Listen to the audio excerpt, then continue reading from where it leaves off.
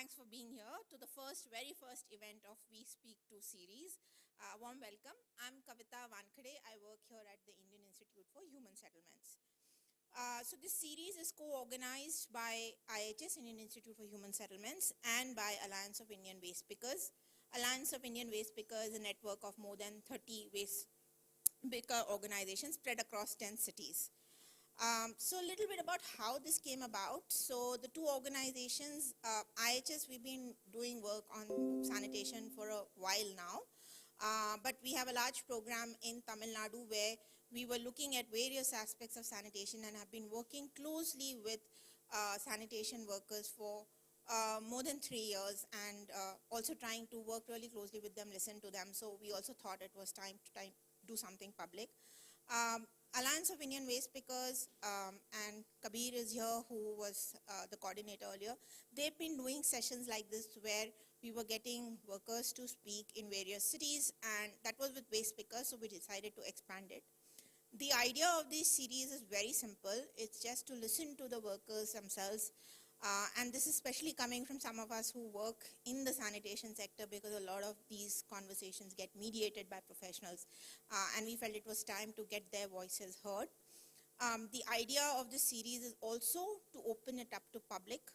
This event, you will have many familiar faces because we made it an event-only invite-only event, but the rest will be public. So it's a 6-part series in different cities. Today is the first one, so welcome first more.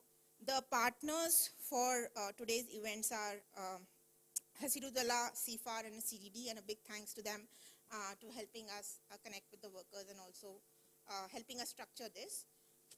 So apart from listening to the workers, the other thing we wanted to get was to get different type of workers on the same platform.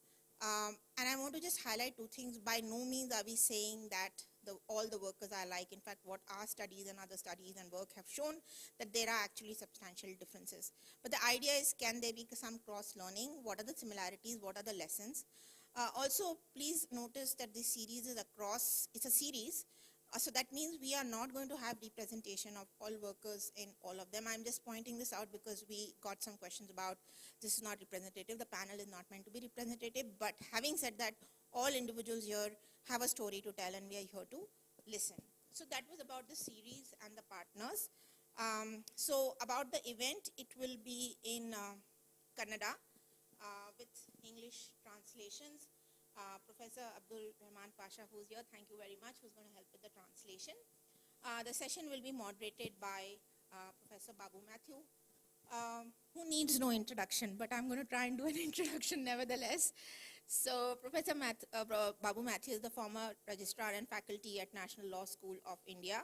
He has been part of various social movements taking up issues of bonded labor, child labor, displacement, and destruction of the livelihoods of the marginalized. He combined the teaching and practice of human rights, and previously has served as the country director of Action Aid International in India. In this capacity, he was in charge of evolving a right-based policy and implementing a human rights agenda with a special focus on economic, social, and cultural rights. He led the process of presenting a shadow report focusing on the excluded committees or communities of India before the relevant UN committee in Geneva. Thank you, sir, for being here and helping us moderate it.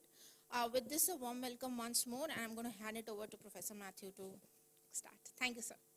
I think he asked me to translate this. ನಮಸ್ಕಾರ ಎಲ್ಲರಿಗೂ. ನನ್ನ ಹೆಸರು ಅಬ್ದುಲ್ ರಹಮಾನ್ ಪಾಷಾ. ಅವರು ಹೇಳಿದ್ದನ್ನು ಸಂಕ್ಷಿಪ್ತವಾಗಿ ಕನ್ನಡದಲ್ಲಿ ಹೇಳೋದಕ್ಕೆ ಪ್ರಯತ್ನ ಮಾಡ್ತೇನೆ. ಇನ್ಸಿಡೆಂಟ್ಲಿ ಮಳೆ ಬರ್ತಿರೋ ಕಾರಣಕ್ಕೆ ಮತ್ತು ಅನೇಕ ಜನ ಇನ್ನೂ ನಾವು ಬರೋರಿದ್ದೇವೆ, ದಯವಿಟ್ಟು ಒಂದು ಸ್ವಲ್ಪ ತಡ ಮಾಡಿ ಅಂದದಕ್ಕೆ ಸ್ವಲ್ಪ ತಡ ಮಾಡಿ ಶುರು ಮಾಡ್ತಾ ಇದ್ದೇವೆ. ಆದರೆ ಅಷ್ಟರಲ್ಲಿ ಅವರೆಲ್ಲ ಸೇರ್ಕೋತಾರೆ. ಇದು ವಿ ಸ್ಪೀಕ್ ಟು ಕನ್ನಡದಲ್ಲಿ ನಾವು ಮಾತಾಡುತ್ತೇವೆ ಅಥವಾ ನಾವು ಮಾತಾಡಬಲ್ಲೆವು ಅನ್ನೋ ರೀತಿಯ ಒಂದು ಸರಣಿ, ಇದು ಕಾರ್ಯಕ್ರಮಗಳ ಸರಣಿ. ಇದನ್ನು ಬೇರೆ ಬೇರೆ ನಗರಗಳಲ್ಲಿ ನಾವು ಮಾಡಲಿಕ್ಕೆ ನೋಡ್ತಾ ಇದ್ದೇವೆ. Indian institute of human settlements ಅನ್ನುವಂಥದ್ದು. ಇದ್ರ ಜೊತೆಗೆ alliance of Indian waste pickers ಅನ್ನುವಂಥ ಸಂಸ್ಥೆ, ನಮ್ಮ ಕಬೀರ್ ಮತ್ತು ಅವರ ಸ್ನೇಹಿತರು ಇಲ್ಲಿ ಅದರ ಪರವಾಗಿದ್ದಾರೆ. ಇನ್ನೊಂದು ಸಂಸ್ಥೆ ಇದ್ರ ಜೊತೆ ಸೇರ್ಕೊಂಡಿರೋದು ಹಸಿರುದಳ. ಭಾಳ ವರ್ಷಗಳಿಂದ ಬೆಂಗಳೂರಿನಲ್ಲಿರುವಂಥವ್ರನ್ನ ತ್ಯಾಜ್ಯ ಅವರನ್ನ ಸಂಘಟನೆ ಮಾಡಿರುವಂಥ ಒಂದು ಹಸಿರುದಳ, ಇವರೆಲ್ಲ ಸೇರಿ ಮಾಡ್ತಿದ್ದಾರೆ. ಬೇರೆ ಬೇರೆ ನಗರಗಳಲ್ಲಿ ಇದನ್ನು ನಾವು ಮಾಡಲಿಕ್ಕಿದ್ದೇವೆ. ಇದರ ಉದ್ದೇಶ ಏನಪ್ಪ ಅಂತಂದರೆ, ನಮ್ಮ ಸಮಸ್ಯೆಗಳನ್ನು ನಾವೇ ಚರ್ಚೆ ಮಾಡಿಕೊಳ್ಳುವಂಥದ್ದು, ನಮ್ಮ ಹಿಂದೆ ಇರುವ ಸಮಸ್ಯೆಗಳು, ಮುಂದಿನ ಭವಿಷ್ಯ, ನಮ್ಮ ಕನಸುಗಳನ್ನು ಚರ್ಚೆ ಮಾಡಿಕೊಳ್ಳೋದು ಅಂದರೆ ಅವರೇ ಸ್ವತಃ ಆ ತ್ಯಾಜ್ಯ ಆಯುವಂಥ ಸ್ನೇಹಿತರುಗಳೇ ಮಾತಾಡುವಂಥದ್ದು, ತಮಗೆ ಬರುವಂಥ ಭಾಷೆ, ತಮಗೆ ಬರುವಂಥ ನುಡಿಗಟ್ಟಿನಲ್ಲಿ. ಅದು ಒಂದು ಕಡೆ. ಆದರೆ ಇನ್ನೊಂದು ಕಡೆ ಇದನ್ನ ಸಾರ್ವಜನಿಕರು ಕೇಳೋ ಹಾಗೆ, ಸಾರ್ವಜನಿಕ ಸಂಸ್ಥೆಗಳು ಕೇಳೋ ಹಾಗೆ, ಬಹುಶಃ ಸರ್ಕಾರವೂ ಕೇಳೋ ಹಾಗೆ ಮಾಡುವಂಥದ್ದು ಇದರ ಉದ್ದೇಶ ಆಗಿರುತ್ತೆ. ಎಲ್ಲ ಥರದ ಕಾರ್ಮಿಕರುಗಳನ್ನು, ಅಂದರೆ ತ್ಯಾಜ್ಯ ಕ್ಷೇತ್ರಕ್ಕೆ ಸಂಬಂಧಪಟ್ಟ ಎಲ್ಲ ಥರದ ಕಾರ್ಮಿಕರನ್ನು ಇದನ್ನು ನಾವು ಸೇರಿಸ್ಕೋತಾ ಇದ್ದೇವೆ. ಒಂದಷ್ಟು ಸಾಮ್ಯ ಇದೆ, ಎಲ್ರಿಗೂ ಸಮಾನವಾದಂಥ, ಒಂದಷ್ಟು ವ್ಯತ್ಯಾಸಗಳು, ಬಹಳ ಮಹತ್ವದ ವ್ಯತ್ಯಾಸಗಳು ಕೂಡ ಇವೆ. ಪ್ರತಿಯೊಬ್ಬರದು ಒಂದೊಂದು ಕತೆ, ಒಂದೊಂದು ಕನಸು. ಇದನ್ನೆಲ್ಲ ಮಾಡಲಿಕ್ಕೆ ಇಲ್ಲಿ ನಾವು ಸೇರಿದ್ದೇವೆ. ಮತ್ತು ಪ್ರೊಫೆಸರ್ ಬಾಬು ಮ್ಯಾಥ್ಯೂ ಅವರು ಇದನ್ನು ಸಂಚಾಲನೆ ಮಾಡ್ತಾರೆ, ಈ ಒಂದು ಚರ್ಚೆಯನ್ನು. ಅವ್ರ ಬಗ್ಗೆ ಹೇಳಿದ ಅಷ್ಟುದ್ದದ ಪರಿಚಯ ನನಗೆ ಹೇಳೋದಕ್ಕೆ ಕನ್ನಡದಲ್ಲಿ ಸಾಧ್ಯ ಆಗೋದಿಲ್ಲ. ನಾನು ಅವರನ್ನು ಎಷ್ಟು ಬಲ್ಲೆ ಅಷ್ಟು ಹೇಳ್ತೇನೆ. National law school of India ಯೂನಿವರ್ಸಿಟಿಯಲ್ಲಿ ಪ್ರೊಫೆಸರ್ ಆಗಿರ್ತಕ್ಕಂಥವ್ರು. ಸೊ ಇವರು ನನಗೆ ಗೊತ್ತಿರೋ ಹಾಗೆ ಸಂವಿಧಾನವೋ ಅಥವಾ ಮಾನವ ಹಕ್ಕುಗಳು ಇದ್ರ ಬಗ್ಗೆ ಪಾಠ ಮಾಡೋದು ಅಷ್ಟೇ ಅಲ್ಲ, ಆದರೆ ಆ ಸಂಘಟನೆಗಳಲ್ಲಿ, ಚಳವಳಿಗಳಲ್ಲಿ, ಆಂದೋಲನಗಳಲ್ಲಿ ಬಹಳ ಮಹತ್ವದ ಪಾತ್ರವನ್ನು ಮತ್ತು ಸಕ್ರಿಯವಾದಂಥ ಪಾತ್ರವನ್ನು ವಹಿಸಿದವರು ಅಂತ ನನಗಾದ್ರೂ ಗೊತ್ತು. ನನಗೂ ಕೂಡ ಕೆಲವು ವಿಷಯಗಳೆಲ್ಲ ಅವ್ರ ಗುರುಗಳ ತರಹ ಮಾರ್ಗದರ್ಶನ ಮಾಡಿದ್ದಾರೆ. ಸೊ ಇದಿಷ್ಟು ನಾವು ಈ ಸಮಾವೇಶದ ಬಗ್ಗೆ ಸಂಕ್ಷಿಪ್ತವಾದಂಥ ಪರಿಚಯ. ನಮಸ್ಕಾರ.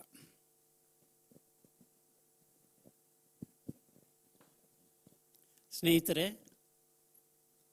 ನಿಜವಾಗ್ಲೂ ಇದು ಬಹಳ ವಿಶೇಷವಾದ ಒಂದು ಕಾರ್ಯಕ್ರಮ. ಬಹುಶಃ ಬೆಂಗಳೂರು ನಗರದಲ್ಲಿ ಈ ರೀತಿಯಾದ ಕಾರ್ಯಕ್ರಮ ಮೊದಲನೇ ಬಾರಿಗೆ ನಡೀತಿದೆ ಅಂತ ನನಗನ್ನಿಸುತ್ತೆ.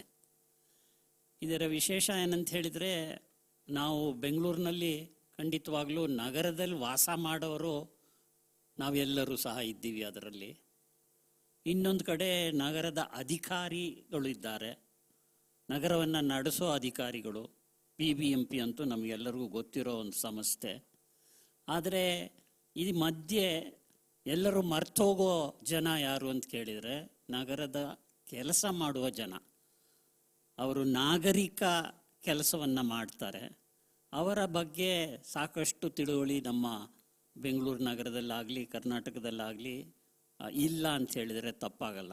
ಸೊ ಇವತ್ತಿನ ಕಾರ್ಯಕ್ರಮದ ಒಂದು ಮುಖ್ಯವಾದ ಉದ್ದೇಶ ಏನಂತ ಕೇಳಿದರೆ, ನಾವು ಈ ನಗರ ನಡೆಸುವ ಜನ, ಅವ್ರು ಇಲ್ಲದೇ ಬೆಂಗಳೂರು ನಗರ ನಡೆಯೋದೇ ಕಷ್ಟ, ನಡೆಯಲ್ಲ ಅಂತ ಹೇಳಿದ್ರು ತಪ್ಪಾಗಲ್ಲ ಅಂತ ತಿಳ್ಕೊಂಡಿದ್ದೀನಿ.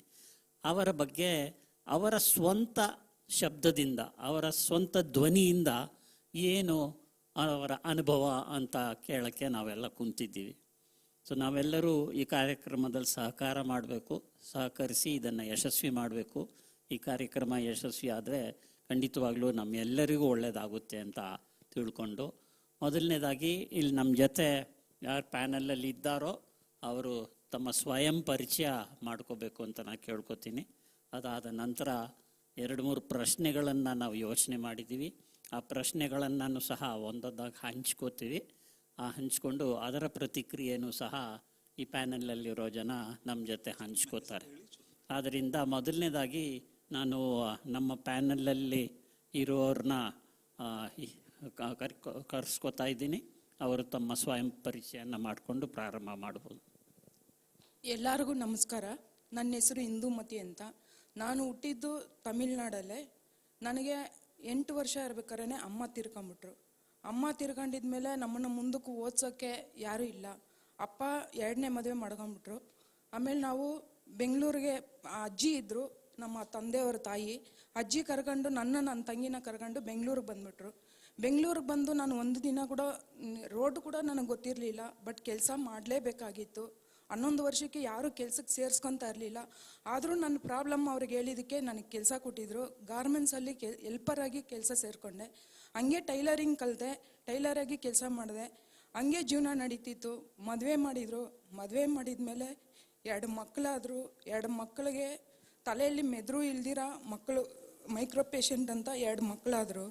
ಆ ಮಕ್ಕಳು 4 ವರ್ಷವರೆಗೂ ಹಂಗೆ ಹಾಸ್ಪಿಟಲ್ಗೆ ನಾನು ದುಡಿಯೋದು, ಮಕ್ಕಳು ಹಾಸ್ಪಿಟ್ಲಿಗೆ ಕೂಡ ಸಾಲ್ತಾ ಇರಲಿಲ್ಲ. ಆವಾಗ ಏನು ಮಾಡೋದು ಅಂತ ಯೋಚನೆ ಮಾಡಿದಾಗ ಸ್ಪಾಟ್ ಟೈಮಲ್ಲಿ ನಾನು ಚೀಲ ಹಾಕ್ಕೊಂಡು ರೋಡ್ ಕಸ ಹಾಯಕ್ಕೆ ಹೋಗಿದ್ದೆ. ಹೋಗಿ ಅದರಲ್ಲಿ ಬರೋ ದುಡ್ಡನ್ನ ಹಾಸ್ಪಿಟ್ಲಿಗೆ ಮನೆ ಜೀವನಕ್ಕೆ ನಡೆಸ್ತಾ ಇದ್ದೆ. ಹಂಗೆ ಸಾಲ ಜಾಸ್ತಿ ಆಗಾಯಿತು. ನಮ್ಮ ಯಜಮಾನ್ರು ಸುಸೈಡ್ ಮಾಡ್ಕೊಂಡಾಗ ಮತ್ತೆ ನಾನು ಆ ಸಾಲ ತೀರಿಸ್ಬೇಕು, ನನ್ನ 2 ಮಕ್ಕಳನ್ನ ಸಾಕಬೇಕು ಅಂತ ಇದು ಮಾಡಿದೆ. ಮಕ್ಕಳು ಸತ್ತೋದ್ರು. ಆಮೇಲೆ 2 ಮಕ್ಕಳಾದರು. ಆ 2 ಮಕ್ಕಳಿಗೆ ಒಂದು ಮಗುಗೆ ಹಾರ್ಟ್ ಪ್ರಾಬ್ಲಮ್ಮು, ಒಂದು ಮಗು ಚೆನ್ನಾಗಿದೆ. ಆಮೇಲೆ ಆ ಮಗುಗೂ ಟ್ರೀಟ್ಮೆಂಟ್ ಮಾಡಿಸ್ಕೊಂಡು ಹಂಗೆ ಛಲ ಹಿಡಿದು ನಾನು ಕಷ್ಟ ಬೀಳ್ತಾ ಬಂದೆ. ಆಮೇಲೆ ನಾನು ಕಾಯ್ದೆ ಹಾಕ್ತಾ ಇದ್ದೆ. ಆ ಅಂಗಡಿಯವರು ನನಗೆ ಒಂದು ಉಪಾಯ ಹೇಳಿದರು. ಏನಂತ ಅಂದರೆ, ನೀನು ನಿನ್ನ ಕಷ್ಟ ತೀರ್ಬೇಕಂದ್ರೆ ನೀನು ಒಂಥರ ಅಂಗಡಿ ಹಾಕಮ್ಮ, ಬರೋ ಆದಾಯದಲ್ಲಿ ನಿನ್ನ ಜೀವನ ನಡೆಸ್ಕೊಂಡು ಹೋಗ್ಬೋದು ಅಂದರು. ಆಮೇಲೆ ನಾನು ರಾಮೂತಿ ನಗರ ಆನಂದಪುರದಲ್ಲಿ ಒಂದು ಚಿಕ್ಕದಾಗಿ ಒಂದು ಅಂಗಡಿ ಮಾಡಿದೆ, ಸ್ಕ್ರಾಪ್ ಅಂಗಡಿ. ಹಂಗೆ ಜೀವನ ಮಾಡ್ತಿರ್ಬೇಕಾದ್ರೆ ನನಗೆ 150 ward contract, dry waste contract ಕೊಟ್ಟರು. ಹಸುರದಲ್ಲ ಕಾಂಟ್ರಾಕ್ಟ್ ಕೊಟ್ಟಿದ್ಮೇಲೆ ನಾನಿವತ್ತು ಡೋರ್ ಟು ಡೋರ್ ಕಲೆಕ್ಷನ್ ಮಾಡ್ತಾ ಇದ್ದೀನಿ. ನನ್ನ ಜೊತೆ ಇವತ್ತು 100 ಜನವರೆಗೂ ಕೆಲಸನೂ ಕೊಟ್ಟಿದ್ದೀನಿ, ಕೆಲಸನೂ ಮಾಡಿಸ್ತಾ ಇದ್ದೀನಿ. 100 ಜನ.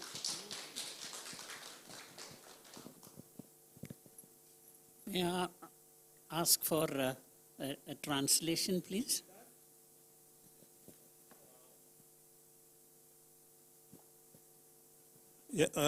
ಎಲ್ಲರೂ ಕನ್ನಡ ತಿಳ್ಕೊಳ್ಳಿ ಇನ್ಮೇಲಿಂದ. ನನಗೆ ಎಷ್ಟು ಇಂಗ್ಲೀಷ್ ಬರುತ್ತೆ ಅನ್ನೋ ಅನುಮಾನ ಇದೆ. ಟ್ರೈ ಮಾಡ್ತೀನಿ, ಯಾರು ಟೆಸ್ಟ್ ತಗೋಬೇಡಿ. ಸೊ ಇಂದುಮತಿ ಅವರು ತಮಿಳುನಾಡಿನಲ್ಲಿ ಹುಟ್ಟಿದ್ರು. I am sorry,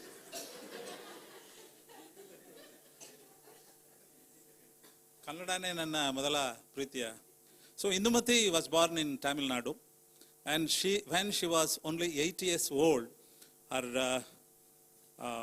parents died, and she came to Bangalore with her grandma and started living in Bangalore. She didn't know at that age what to do with her life, how to proceed and all that. And finally, with some people's help, she joined in a garment factory. She learned tailoring, she learned the job, and she started working there as a tailor. And then she was married at ಯಾವ ವಯಸ್ಸಿನಲ್ಲಿ ಮದುವೆ ಆಯ್ತಾ ನಿಮಗೆ? 17. 17 years. At 17-year age, she was married. And unfortunately, the 2 children she begot, they both of them had some problem with their brains. She named a disease, I don't know what it is, but they had some problem with the brains. So with that kind of handicapped children, she lived her life further. And then after that, she started, as an alternative perhaps, with a bag, she started picking up waste in the streets. And then because of the hospital expenses and family problems and complications and all that, her husband suicided. He gave up with the life and he suicided, and this particular adventurous lady became alone, and then she continued to have other challenges. So then another child was born, that also had the other problems, and somebody kindly guided her to step up, or rather heighten her profession. So she was guided to have a shop, and then she had a scrap shop, again in the line of waste picking and all that. And then she took the help of Hasirudala. Okay, then she started collecting door to door. Finally, she ended up saying her story that now she is employing 100 extra workers. Thank you.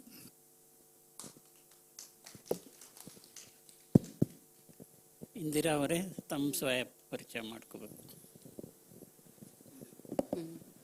ನನ್ನ ಹೆಸರು ಇಂದ್ರಾ. ನಾನು ಜೈಸಿ road cement ಕಾಲೋನಿಯಲ್ಲಿ ನಾನು ಹುಟ್ಟಿದಿಂದ ಅಲ್ಲೇ. ನಾನು 10 ವರ್ಷದಿಂದ waste picker ಕೆಲಸನೇ ಮಾಡಿದ್ದೀನಿ. ನಾನು ಇವತ್ತೂ ವೇಸ್ಟ್ ಪಿಕ್ಕರ್ ಕೆಲಸನೇ ಮಾಡ್ತೀನಿ. ಇದ್ರೂ ನಮಗೆ ವೇಸ್ಟ್ ಪಿಕ್ಕರನ್ನು ಒಂದು ಸ್ವಲ್ಪನೇ ಗುರುತು ಇಟ್ಟಿದ್ದಾರೆ. ನಮಗೆ ಜಾಸ್ತಿ ಗುರುತು ಇಡಬೇಕು, ಕಡಿಮೆನೇ ಇಟ್ಟಿದ್ದಾರೆ. ಇವಾಗ ನಾವು ವೇಸ್ಟ್ ಪಿಕ್ಕರ್ ಆದ್ರೂ ರೋಡೇ ನಮ್ಮ ಜೀವನನೇ ನಮ್ಮ ರೋಡು. ಯಾಕೆ ಅಂದರೆ ರೋಡ್ ಮೇಲೆ ಇರೋದೇ ನಾವು ಆಯ್ಕೊಂಡು ಬರ್ತೀವಿ, ಅದರಿಂದಾನೇ ನಮ್ಮ ಜೀವನ. ಅದು ಇಲ್ಲಾಂದರೆ ನಮ್ಗೆ ಜೀವನ ಇಲ್ಲ. ಇದ್ರೂ ನಮ್ಗೆ ಜಾಸ್ತಿ ಗುರ್ದಿಟ್ಟು ನಮ್ಮನ್ನು ಯಾರನ್ನು ಸರ್ಕಾರ ತೋರಿಸ್ಬೇಕು. ಅದರಿಂದ ಇವಾಗ ನಮ್ಮ ಮನೆ ಚಿಕ್ಕ ಚಿಕ್ಕ ಮನೆ ಏರಿಯಾ ಸಿಲಮಲ್ಲಿಯೇ ನಾವು ಇರ್ತೀವಿ. ನಮ್ಮ ಮನೆ ಎಷ್ಟು ಒಂದು 10 ಅಡಿ ಕೂಡ ಇಲ್ಲ ನಮ್ಮ ಮನೆ ಎಲ್ಲ. ನಮ್ಮ ಥರ ಸಿಲಮಲ್ಲಿ ಇರೋರಿಗೆ ಚೆನ್ನಾಗಿ ಮನೆ ಕೊಡಬೇಕು, ಮಕ್ಕಳಿನ ಚೆನ್ನಾಗಿ ಓದಬೇಕು. ನಮ್ಮ ಮುಂದಕ್ಕೆ ಇವಾಗ ನಮ್ಮ ಮಕ್ಕಳು ಓದಿದ್ದಾರೆ, ನಾವು ವೇಸ್ಟ್ ಪಿಕ್ಕರ್ ಆಯ್ದು ನಾವು ಮಕ್ಕಳು ಇಷ್ಟು ಓದಿದ್ದೀನಿ ಅಂದರೆ ನಮ್ಮ ಥರ ವೇಸ್ಟ್ ಪಿಕ್ಕರ್ ಆಗಿರೋರು ಅವ್ರ ಮಕ್ಕಳನ್ನ ಓದಬೇಕು. ನಮ್ಮ ಮಕ್ಕಳಿಗೆ ಸರ್ಕಾರ ಕೆಲಸ ಯಾವ ಕೆಲಸನೂ ನಮ್ಮ ಮಕ್ಕಳು ಕೊಡಿಲ್ಲ. ನಮ್ಮ ಮಗ ಡಿಗ್ರಿ ಓದಿದ್ದಾನೆ, ಇಷ್ಟು ಓದಿದ್ರೂ ಪ್ರಯೋಜನ ಇಲ್ಲ. ನಾವು ವೇಸ್ಟ್ ಪಿಕ್ಕರ್ ಆಗಿದ್ದೀವಿ, ನಮ್ಗೆ ಗುರ್ತಿಲ್ಲ. ವೇಸ್ಟ್ ಪಿಕ್ಕರ್ ಮಕ್ಕಳಿಗೆ ಕೆಲಸ ಕೊಡಬೇಕು. ಒಂದು ಕಂಪನಿ ಇರಲಿ, ಒಂದು ಗೌರ್ಮೆಂಟ್ ಜಾಬ್ ಇರಲಿ, ಒಂದು ಪೋಸ್ಟ್ ಮ್ಯಾನ್ ಕೆಲಸ ಇರಲಿ, ಯಾವುದೋ ಒಂದು ಚಿಕ್ಕ ಕೆಲಸ ಇದ್ರು ನಮ್ಮ ಮಕ್ಕಳು ಮಾಡೋಕ್ಕೆ ತಯಾರಾಗಿದ್ದಾರೆ. ನಾವು ವೇಸ್ಟ್ ಪಿಕ್ಕರ್ ಇಂದ್ಬಿಟ್ಟು ನಮ್ಮ ಮಕ್ಕಳಿಗೆ ಕೆಲಸ ದೊಡ್ಡವರಾಗಿ ಇರೋವರೆಗೆ ಕೆಲಸ ಕೊಡ್ತಾರೆ. ನಮ್ಮ ಬಡವ್ರ ಮಕ್ಕಳಿಗೆ ಸಾಧ್ಯ ಕೆಲಸ ಸಿಕ್ಕಲ್ಲ. ಇವಾಗ ನಮ್ಮ ಮನೇಲಿ ನಮಗೆ 3 ಮಕ್ಕಳು ಚೆನ್ನಾಗಿ ಓದಿದ್ದಾರೆ. ನಮ್ಮ ಮಗಳು MA ಓದಿದ್ದಾಳೆ, 5ನೇ ಜಾಗದಲ್ಲಿ ಬಂದಿದ್ದಾಳೆ. ನಮ್ಮ ಮಗಳಿಗೆ ಕೆಲಸ ಇಲ್ಲ. ಇನ್ನು ನಮ್ಮ ಮಗ ಡಿಗ್ರಿ ಓದಿದ್ದಾನೆ, ನಮಗೆ ಕೆಲಸ ಇಲ್ಲ. ಇದ್ರೆ ನಾನು ವೇಸ್ಟ್ ಪಿಕ್ಕರು. ನಾನು ಇಷ್ಟು ಓದಿ ಇಟ್ಟಿದ್ದೀನಿ.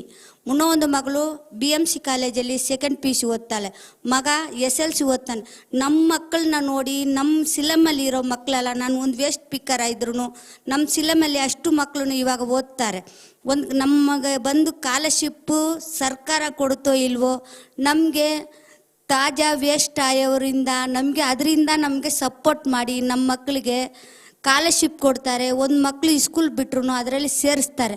ಅಂಥ ಒಂದು ಇದಿರುವಾಗ ನಮ್ಮ ಬಡವರು ಮಕ್ಕಳಿಗೆ ಒಳ್ಳೆ ಕೆಲಸನೂ ಕೊಡಬೇಕು. ನಾನು ದಯವಿಟ್ಟು ಸರ್ಕಾರನ ಕೇಳ್ತೀನಿ, ವೇಸ್ಟ್ ಪಿಕ್ಕರ್ ಆಗಿರಲಿ, ಬಡವ್ರ ಮಕ್ಕಳು ಯಾರ ಮಕ್ಕಳಾದ್ರೂ ನಮಗೆ ಸರ್ಕಾರ ಮುಂದೆ ಬಂದು ಕೆಲಸವನ್ನು ಕೊಡಬೇಕು. ಅದು ನಾನು ದಯವಿಟ್ಟು ಕೇಳ್ತೀನಿ. ನಾವು ಇಷ್ಟು ಓದಿ ಇಟ್ಟಿದ್ದೀವಿ, ನಾವು ಒಂದು ವೇಸ್ಟ್ ಪಿಕ್ಕರೇ. ನಾನು ಎಷ್ಟು ರೋಡ್ ಮೇಲೆ ಪೇಪರ್ ಆಯ್ದು, ಎಷ್ಟು ರೋಡೇ ನಮ್ಮ ಜೀವನ ಅಂತ ಹೇಳ್ತೀನಿ. ಆ ಥರ ಇರುವಾಗ ನಾನು ಎಷ್ಟು ಕಷ್ಟಪಟ್ಟು ನಮ್ಮ ಮಕ್ಕಳನ್ನ ಇಷ್ಟು ಓದೋಕ್ಕೆ ಮುಂದೆ ಬಂದಿರಬೇಕು. ನಾನು ಬಿಟ್ಟಿದ್ರೆ ನಮ್ಮ ಮಕ್ಕಳೆಲ್ಲ ಬೀದಿ ಪಾಲಾಗಿರ್ಬೋದು. ಇವಾಗ ನಮ್ಮ ಮಕ್ಕಳನ್ನ ನೋಡಿ ಸಾವಿರಾರು ಮಕ್ಕಳು ಓದ್ತಾರೆ, ಮುಂದೆ ಬರ್ತಾರೆ. ಯಾಕೆ ಗೌರ್ಮೆಂಟ್ ಸರ್ಕಾರದಿಂದ ನಮ್ಮ ಥರ ವೇಸ್ಟ್ ಪಿಕ್ಕರ್ ಮಕ್ಕಳಿಗೆ ಒಂದು ಪೊಲೀಸ್ ಕೆಲಸ ಕೊಡಬಾರ್ದು? ಯಾಕೆ ಕೊಡಬಾರ್ದು? ಒಳ್ಳೆ ಕೆಲಸ ಪೊಲೀಸ್ ಅವ್ರ ಮಕ್ಕಳನ್ನೇ ಪೊಲೀಸ್ ಕೆಲಸ ಮಾಡಬೇಕಾ? ಗೌರ್ಮೆಂಟ್ ಕೆಲಸದಲ್ಲಿರೋರೇ ಗೌರ್ಮೆಂಟ್ ಕೆಲಸ ಮಾಡಬೇಕಾ? ಒಂದು ವೇಸ್ಟ್ ಪಿಕ್ಕರ್ ಮಕ್ಕಳು ಯಾಕೆ ಮಾಡಬಾರ್ದು? ಪೊಲೀಸ್ ಕೆಲಸ ಯಾಕೆ ಮಾಡಬಾರ್ದು? ಒಂದು ಕಂಪ್ನಿಯಲ್ಲಿ ಯಾಕೆ ಕೆಲಸ ಮಾಡಬಾರ್ದು? ನಮಗೂ ಅಂಥ ಕೆಲಸ ಮಾಡಬೇಕು ನಮ್ಮ ಮಕ್ಕಳು, ನಮ್ಗೆ ಆಸೆ ಇಲ್ವಾ? ಸರ್ಕಾರ ಮುಂದೆ ಬಂದು ನಮ್ಗೆ ಸಪೋರ್ಟ್ ಮಾಡಿದ್ರೇ ನಮ್ಮ ಮಕ್ಕಳು ಮುಂದೆ ಓದಕ್ಕೆ ಹೋಗ್ತಾರೆ. ಇಲ್ಲ ಅಂದರೆ ನಮ್ಮ ಮಕ್ಕಳೆಲ್ಲ ಸೆಲೆಕ್ಷನ್ ಹೊಡಿಯೋದು, ಗಂಜಾ ಹೊಡಿಯೋದು, ನಿಮಗೆಲ್ಲ ಗೊತ್ತು, ನಾನು ಹೇಳೋದು ಏನಿಲ್ಲ. ಸೆಲೆಕ್ಷನ್ ಹೊಡಿಯೋದು, ಗಂಜಾ ಕುಡಿಯೋದು, ಅಂಥ ಸಂದು ಬಂದಲ್ಲಿ ಮೋರಿಯಲ್ಲಿ ಅಲ್ಲಿ ಇಲ್ಲಿ ಕುಡಿದ್ಬಿಟ್ಟು ಬಿದ್ದಿದ್ದಾರೆ. ಇಂಥ ಒಂದು ಒಳ್ಳೆ ದಾರಿಯಲ್ಲಿ ತಗೊಂಡು ಬಂದರೆ ನಮ್ಮ ಮಕ್ಕಳು ಮುಂದೆ ಬರುತ್ತೆ. ಅದರಿಂದ ನಾನು ಒಂದು ಕೇಳ್ತೀನಿ, ನಮಗೆ ವೇಸ್ಟ್ ಪಿಕ್ಕರಿಂದ ಒಳ್ಳೆ ಹೆಸರು ಬರಬೇಕು. ನಮ್ಮ ಥರ ಮಕ್ಕಳಿಗೆ ಒಳ್ಳೆ ಜಾಗ, ಮಕ್ಕಳಿಗೆ ನಮಗೆಲ್ಲ ಚಿಕ್ಕ ಮನೆ, ನಮಗೆಲ್ಲ ಮನೆ ಮಲಗಕ್ಕೂ ಕೂಡ ಜಾಗ ಇರಲ್ಲ, ಅಷ್ಟು ಮನೆ ಇರುತ್ತೆ. ನೀವೆಲ್ಲ ಒಂದು ಸಪೋರ್ಟ್ ಮಾಡಿ ಸರ್ಕಾರಕ್ಕೆ, ನಮಗೆ ಒಳ್ಳೆ ಮನೆ ಕೊಡಬೇಕು, ನಮ್ಮ ಮಕ್ಕಳಿಗೆ ಒಳ್ಳೆ ಕೆಲಸ ಕೊಡಬೇಕು. ನಾನು ದಯವಿಟ್ಟು ನಿಮ್ಮನ್ನ ಎಲ್ಲರಿಗಾಗಿ ನಾನು ಕೇಳ್ತೀನಿ. ನಮ್ಮ ಒಬ್ಬರು ಮಕ್ಕಳಿಲ್ಲ, ನಮ್ಮ ಥರ ವೇಸ್ಟ್ ಪಿಕ್ಕರ್ ಮಕ್ಕಳಿರಲಿ, ಫುಟ್ಪಾತ್ ಮೇಲೆ ಇರೋರ ಮಕ್ಕಳು ಕೂಡ ಮನೆ ಕೊಳ್ಳಿ, ಅವ್ರು ಕೂಡ ಕೆಲಸ ಕೊಳ್ಳಿ, ನಮ್ಗೆ ಖುಷಿ. ಯಾಕಂದರೆ ನಾವು ಅಷ್ಟು ಕಷ್ಟ ಅನುಭವಿಸಿದ್ದೀವಿ. ರೋಡಲ್ಲಿ ಲಾಕ್ಡೌನಲ್ಲಿ ನಮಗೆ ಒಂದು ಪೇಪರ್ ಕೂಡ ಸಿಕ್ಕಿಲ್ಲ. ಆವಾಗ ನಮ್ಗೆ ಸರ್ಕಾರ ಏನು ಊಟ ಹಾಕಿಲ್ಲ. ಡಿಬ್ಬದಲ್ಲಿ ಎಷ್ಟು kg ಅಕ್ಕಿ ಹಾಕಿದ್ರು, ಒಂದು 10 kg ಎಷ್ಟು ಹಾಕಿ 30 kg ಅಕ್ಕಿ ಕೊಟ್ಟರು. ಬರೀ 30 kg ಅಕ್ಕಿ ಇಸ್ಕೊಂಡು ನಾವು ಹೆಂಗೆ ಜೀವನ ಕಳಿಯೋದು? ಕರೆಂಟ್ ಬಿಲ್ ಕಟ್ಟಿಂತಾರೆ, ನಾವು ಎಲ್ಲಿಂದ ಕರೆಂಟ್ ಬಿಲ್ ಕಟ್ಟೋದು? ನಮ್ಗೆ ತಿನ್ನೋಕ್ಕೆ ಊಟ ಇಲ್ಲ. 30 kg ಅಕ್ಕಿ ಇಸ್ಕೊಂಡು ಗ್ಯಾಸ್ ಇಲ್ಲ, ಏನಿಲ್ಲ, ನಮ್ಮ ಜೀವನ ಹೆಂಗೆ ಮಾಡೋದು? ಎಷ್ಟೋ NGO ಜನಗಳು ಬಂದು ನಮಗೆ ಎಷ್ಟೋ ಅಕ್ಕಿನೂ ಬೇಳೆನೂ ಮೆಣಸಿನ ಪುಡಿನೂ ಎಣ್ಣೆನೂ ಕೊಟ್ಟು ನಮ್ಗೆ ಅಷ್ಟು ಆ ಕೊರೋನಾದಲ್ಲಿ ನಮ್ಗೆ ಅಷ್ಟೊಂದು ಸಪೋರ್ಟ್ ಮಾಡಿ ಇವತ್ತು ನಾನು ಮಾತಾಡೋಕ್ಕೆ ಮುಂದೆ ಬಂದಿದ್ದೇನೆಂದರೆ ಅವ್ರು ಅವತ್ತು ಸಪೋರ್ಟ್ ಮಾಡಿರೋಗೆ ನಾವು ಇಷ್ಟು ಮುಂದೆ ಬಂದು ಮಾತಾಡ್ತೀವಿ. ಆ ಥರ ನಮ್ಮ ಗೌರ್ಮೆಂಟ್ ಯಾಕೆ ಆ ಸರ್ಕಾರ ಕೊಡಬೇಕು? ಇವಾಗ ನಿಮ್ಮ ಥರ NGOದಲ್ಲಿ ಇರೋರು ಕೊಡೋ ಸರ್ಕಾರ ಗೌರ್ಮೆಂಟ್ ಯಾಕೆ ನಮ್ಗೆ ಕೊಡಬಾರ್ದು? ಕೊಡ್ಬೋದಲ್ವಾ? ಅವ್ರವ್ರ ಮಕ್ಕಳಿಗೆ ಕೊಡಬೇಕು, ಅವ್ರವರೇ ತಿನ್ನಬೇಕು, ಸರ್ಕಾರ ಅವರೇ ತಿನ್ಬೇಕಂದ್ರೆ ನಮ್ಮ ಥರನೂ ಅವ್ರ ಕಣ್ಣು ಎತ್ತಿ ನಮ್ಮನ್ನು ನೋಡೋಕ್ಕೆ ಸ್ವಲ್ಪ ನೀವೆಲ್ಲ ದಯವಿಟ್ಟು ಸಹಾಯ ಮಾಡಬೇಕು, ಅವ್ರ ಕಿವಿಗೆ ಹಾಕಬೇಕು.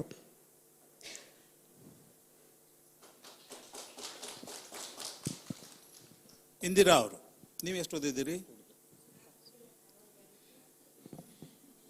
Indira, when I asked her how much you have read, she said second standard. And she referred to her children having reading MA, 5th rank, one of her child, and then others are reading the degree, and then PUC and SSLC. She has got 4 children. And she said in the beginning that my life is the road and road is my life. Because since about 10 years she has started the waste picking work, and she's continuing to do that, but still she has got aspirations. She says that my life is this much, but my children's life should not end up in the road itself. They should go and be somebody else in the life. So she has, with lot of difficulty, sent her children to the schools and colleges. She is getting them educated, and she has given the very good academic record of her children. And she lives in a small slum, very small kind of a space. So, okay. And then she demands, why is that the government is not looking at us? Those who are living in slums, those who are doing the great job for the city's upkeeping, but they are not looking at us, they are not helping. Especially she quotes the example of the lockdown. Then we were completely ignored by the government, and whatever they tried in the simulation of help, giving the help, that was absolutely nothing. Only because some of the NGOs came forward and helped us, we could live on. Why is that government is not looking at that? So why is not that our children are taken care of, and then jobs are not provided to the educated? We are not unduly demanding the jobs in the government, but at least up to the suitable to the qualifications. Why don't they give the jobs to us? I'm not asking jobs only for our children. I'm also asking jobs for those who are living on the streets. So all those utterly poor people should be taken care of, and their children should be given job. And she said at the end, otherwise, if our children are not properly taken care of, they are going to be ultimately ended up as the drug addicts. Easily they are, how could I say, come in the contact of solutions and other drugs and all that, and they come together, and then they are going to be destroyed, and we have to look at them and see that they are being destroyed. So why don't you all? So finally she says, NGO helped us. Only because an NGO helped us, I am able to speak to you today. I am able to make you understand our problems. I seek all of your helps. Those are the brothers and sisters sitting here. I seek your help to see at us and solve our problems as much as you could do. Thank you. ಒಂದು ವಿಷಯನ miss ಮಾಡಿದ್ದಾರೆ. ಅವ್ರ ಮಗಳು ಇವಾಗ MA ಮುಗಿಸಿ PhD ಗೆ join ಆಗ್ತಾ ಇದ್ದಾಳೆ. ಅವ್ರಿಗೆ ಹೇಳಲಿಕ್ಕೆ ಗೊತ್ತಾಗಿಲ್ಲ. ಇಲ್ಲ ಹೇಳಿದ್ರು ಅವರು MA 5th rank or 5th place ಅಂತ. I didn't know that she has joined, she is doing the PhD. So she is also doing the PhD. In more questions about her, she may not be able to answer. Sometimes we should meet her daughter herself to see what exactly she is doing and what subject, etc. I think Hasirudala will take care of that. We will definitely have a conversation with that child. Okay? Thank you. ಸ್ನೇಹಿತರೆ, ಮೂರನೇವರು ರಾಜ್ಕುಮಾರ್, ಅವರ ಸ್ವಯಂ ಪರಿಚಯ ಮಾಡ್ಕೋಬೇಕಂತ ಕೇಳ್ಕೊತೀನಿ.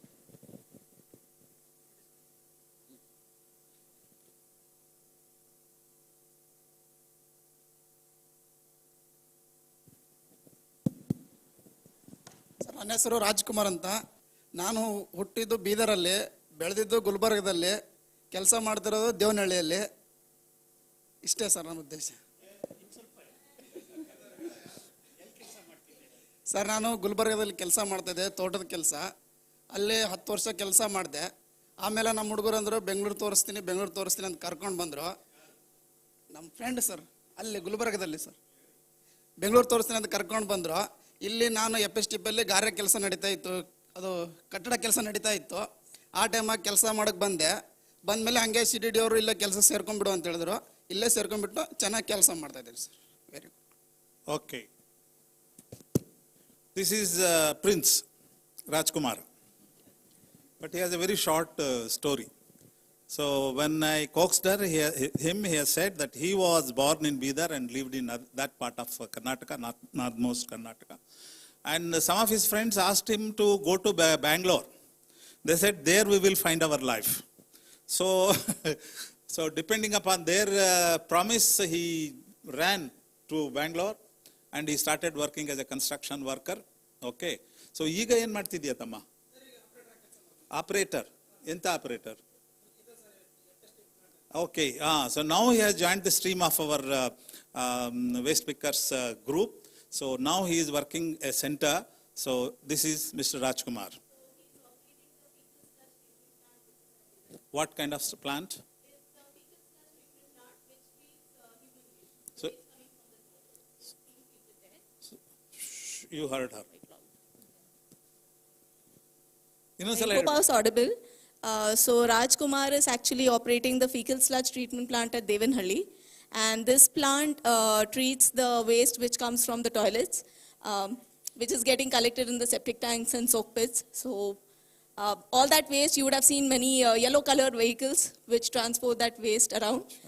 That kind of waste, human waste, has got to this treatment plant. And Raju has been operating that for about 5 years now. Good, great. ಅದೆಲ್ಲ ಮಾತಾಡೋದನ್ನ ಕಲಿಬೇಕಪ್ಪ. ಒಂದು ದಿವಸ ಟ್ಯೂಷನ್ಗೆ ಬಾ ನನ್ನ ಹತ್ರ. Thank you. ಮುಂದೆ ಚಿತ್ರ ಅವರು ಸ್ವಯಂ ಪರಿಚಯ ಮಾಡ್ಕೋಬೇಕು. ಎಲ್ರಿಗೂ ನಮಸ್ಕಾರ. ನಮ್ಮ ಹೆಸರು ಚಿತ್ರ ಅಂತ. ಜಾಲಿ ಮೊಗಲಿಂದ ಬಂದಿದ್ದೀವಿ. ಟೈಲರ್ಸ್ ಕೆಲಸಕ್ಕೆ ಹೋಗ್ತೀವಿ. ಟೈಲರ್ಸ್ ಬಾತ್ರೂಮ್ ಹೋಗ್ತಾರಲ್ಲ ಅದು. ತಿಂಗಳಿಗೆ 5,000 ಕೊಡ್ತಾರೆ. 2 ಹೆಣ್ಣು ಮಕ್ಕಳು. ಒಬ್ಬರು ಬಂದು ಹಾಸ್ಟೆಲ್ನಲ್ಲಿ ಹೋಗ್ತಾರೆ, ಒಬ್ಬರು ಬಂದು ಮನೆ ಹತ್ರ ಸ್ಕೂಲಿಗೆ ಹೋಗ್ತಾರೆ.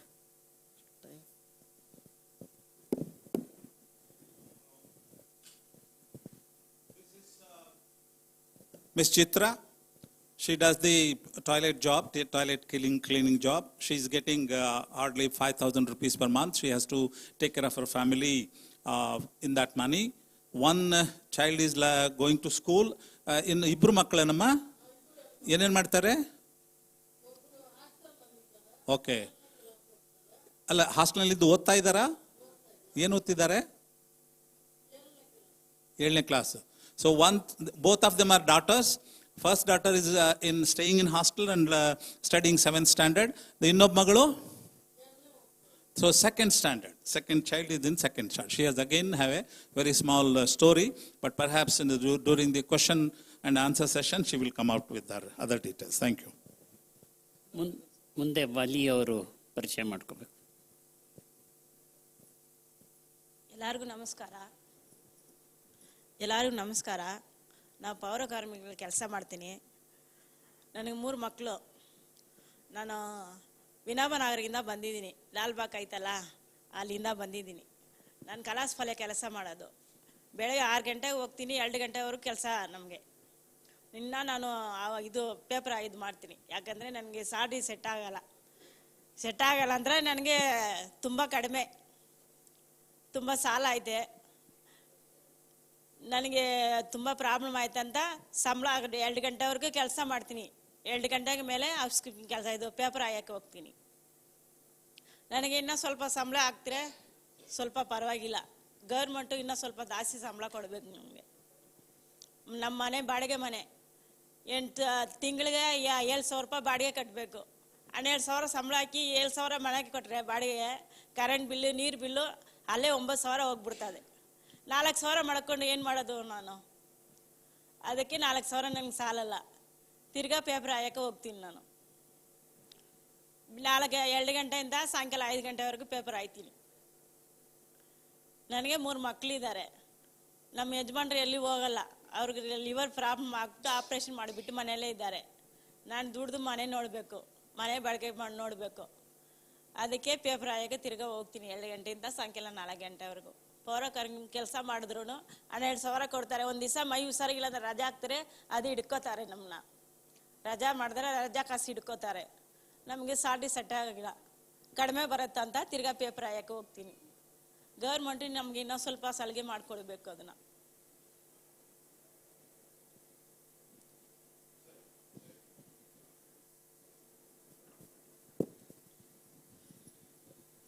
This is Miss Valli. She works as a Paura Karmika, as a regular job. With her 3 children, a small house whose rent has to be paid every month, and current bill and water bill and all that she has to take care of. She has a husband who does nothing. So everything she has to take care of. So with the regular job of our Karmika, she gets monthly ನಾನು 600 ಸಂಬಳ 12,000. So 12,000. So she is not able to manage her family with that. So that is why she works from 6 to 2 o'clock as a Paura Karmika, because her earnings are not enough. She chose to pick the papers from the street. She is also a paper picker. So from that she wants to augment the expenses of the family. She has got 3 children. If she wanted to take leave, even in Paura Karmika job, her salary is cut. So she is in that kind of a pathetic state. She demands that the Paura Karmika should be paid more according to their jobs, and she requests whoever is sitting here concerning with that to help with her demand to raise her salary to a better this thing. This is Valli's story. Thank you.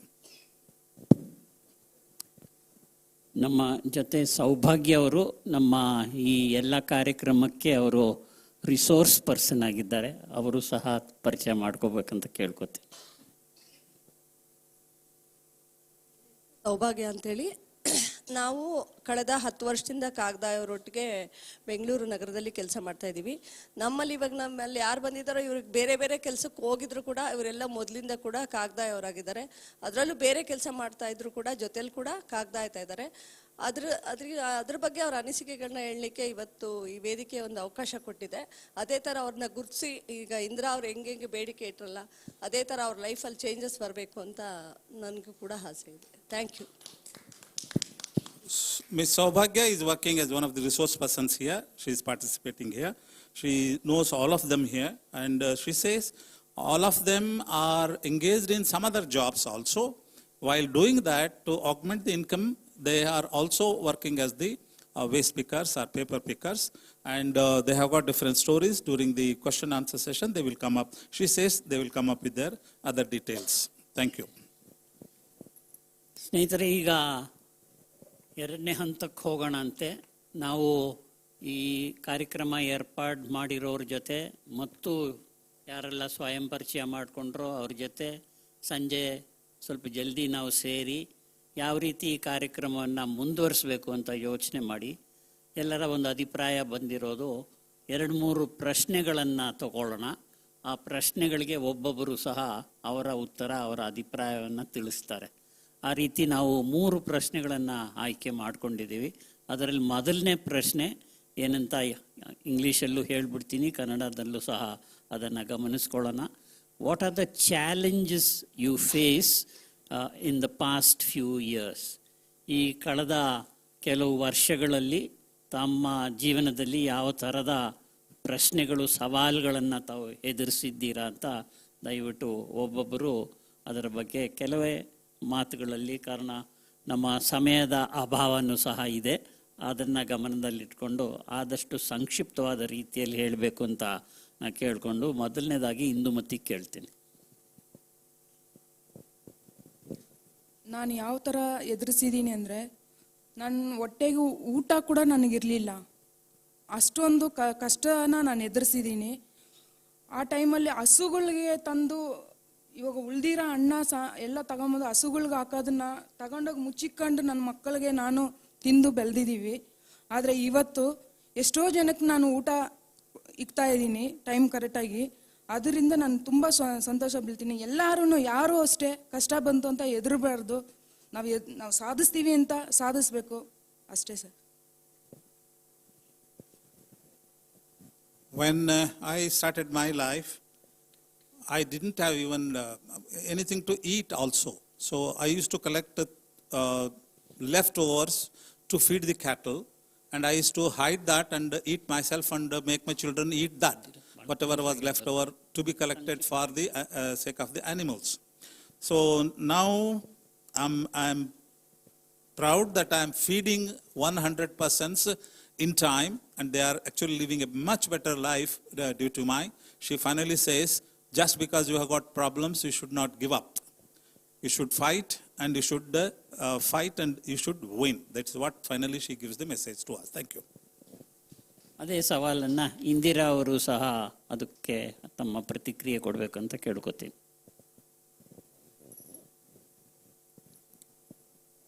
ನಾವು ಎಷ್ಟೋ ಕಷ್ಟಪಟ್ಟು ಇವತ್ತು waste ಪಿಕ್ಕರಿಂದ ನಾವು ಮುಂದೆ ಬಂದಿದ್ದೀವಿ ಅಂದರೆ, ಇವತ್ತು ನಾವು ಇಲ್ಲಿ ನಿಂತ್ಕೊಂಡು ಮಾತಾಡೋಕ್ಕೆ ನಮಗೆ ಒಂದು ಭಯ.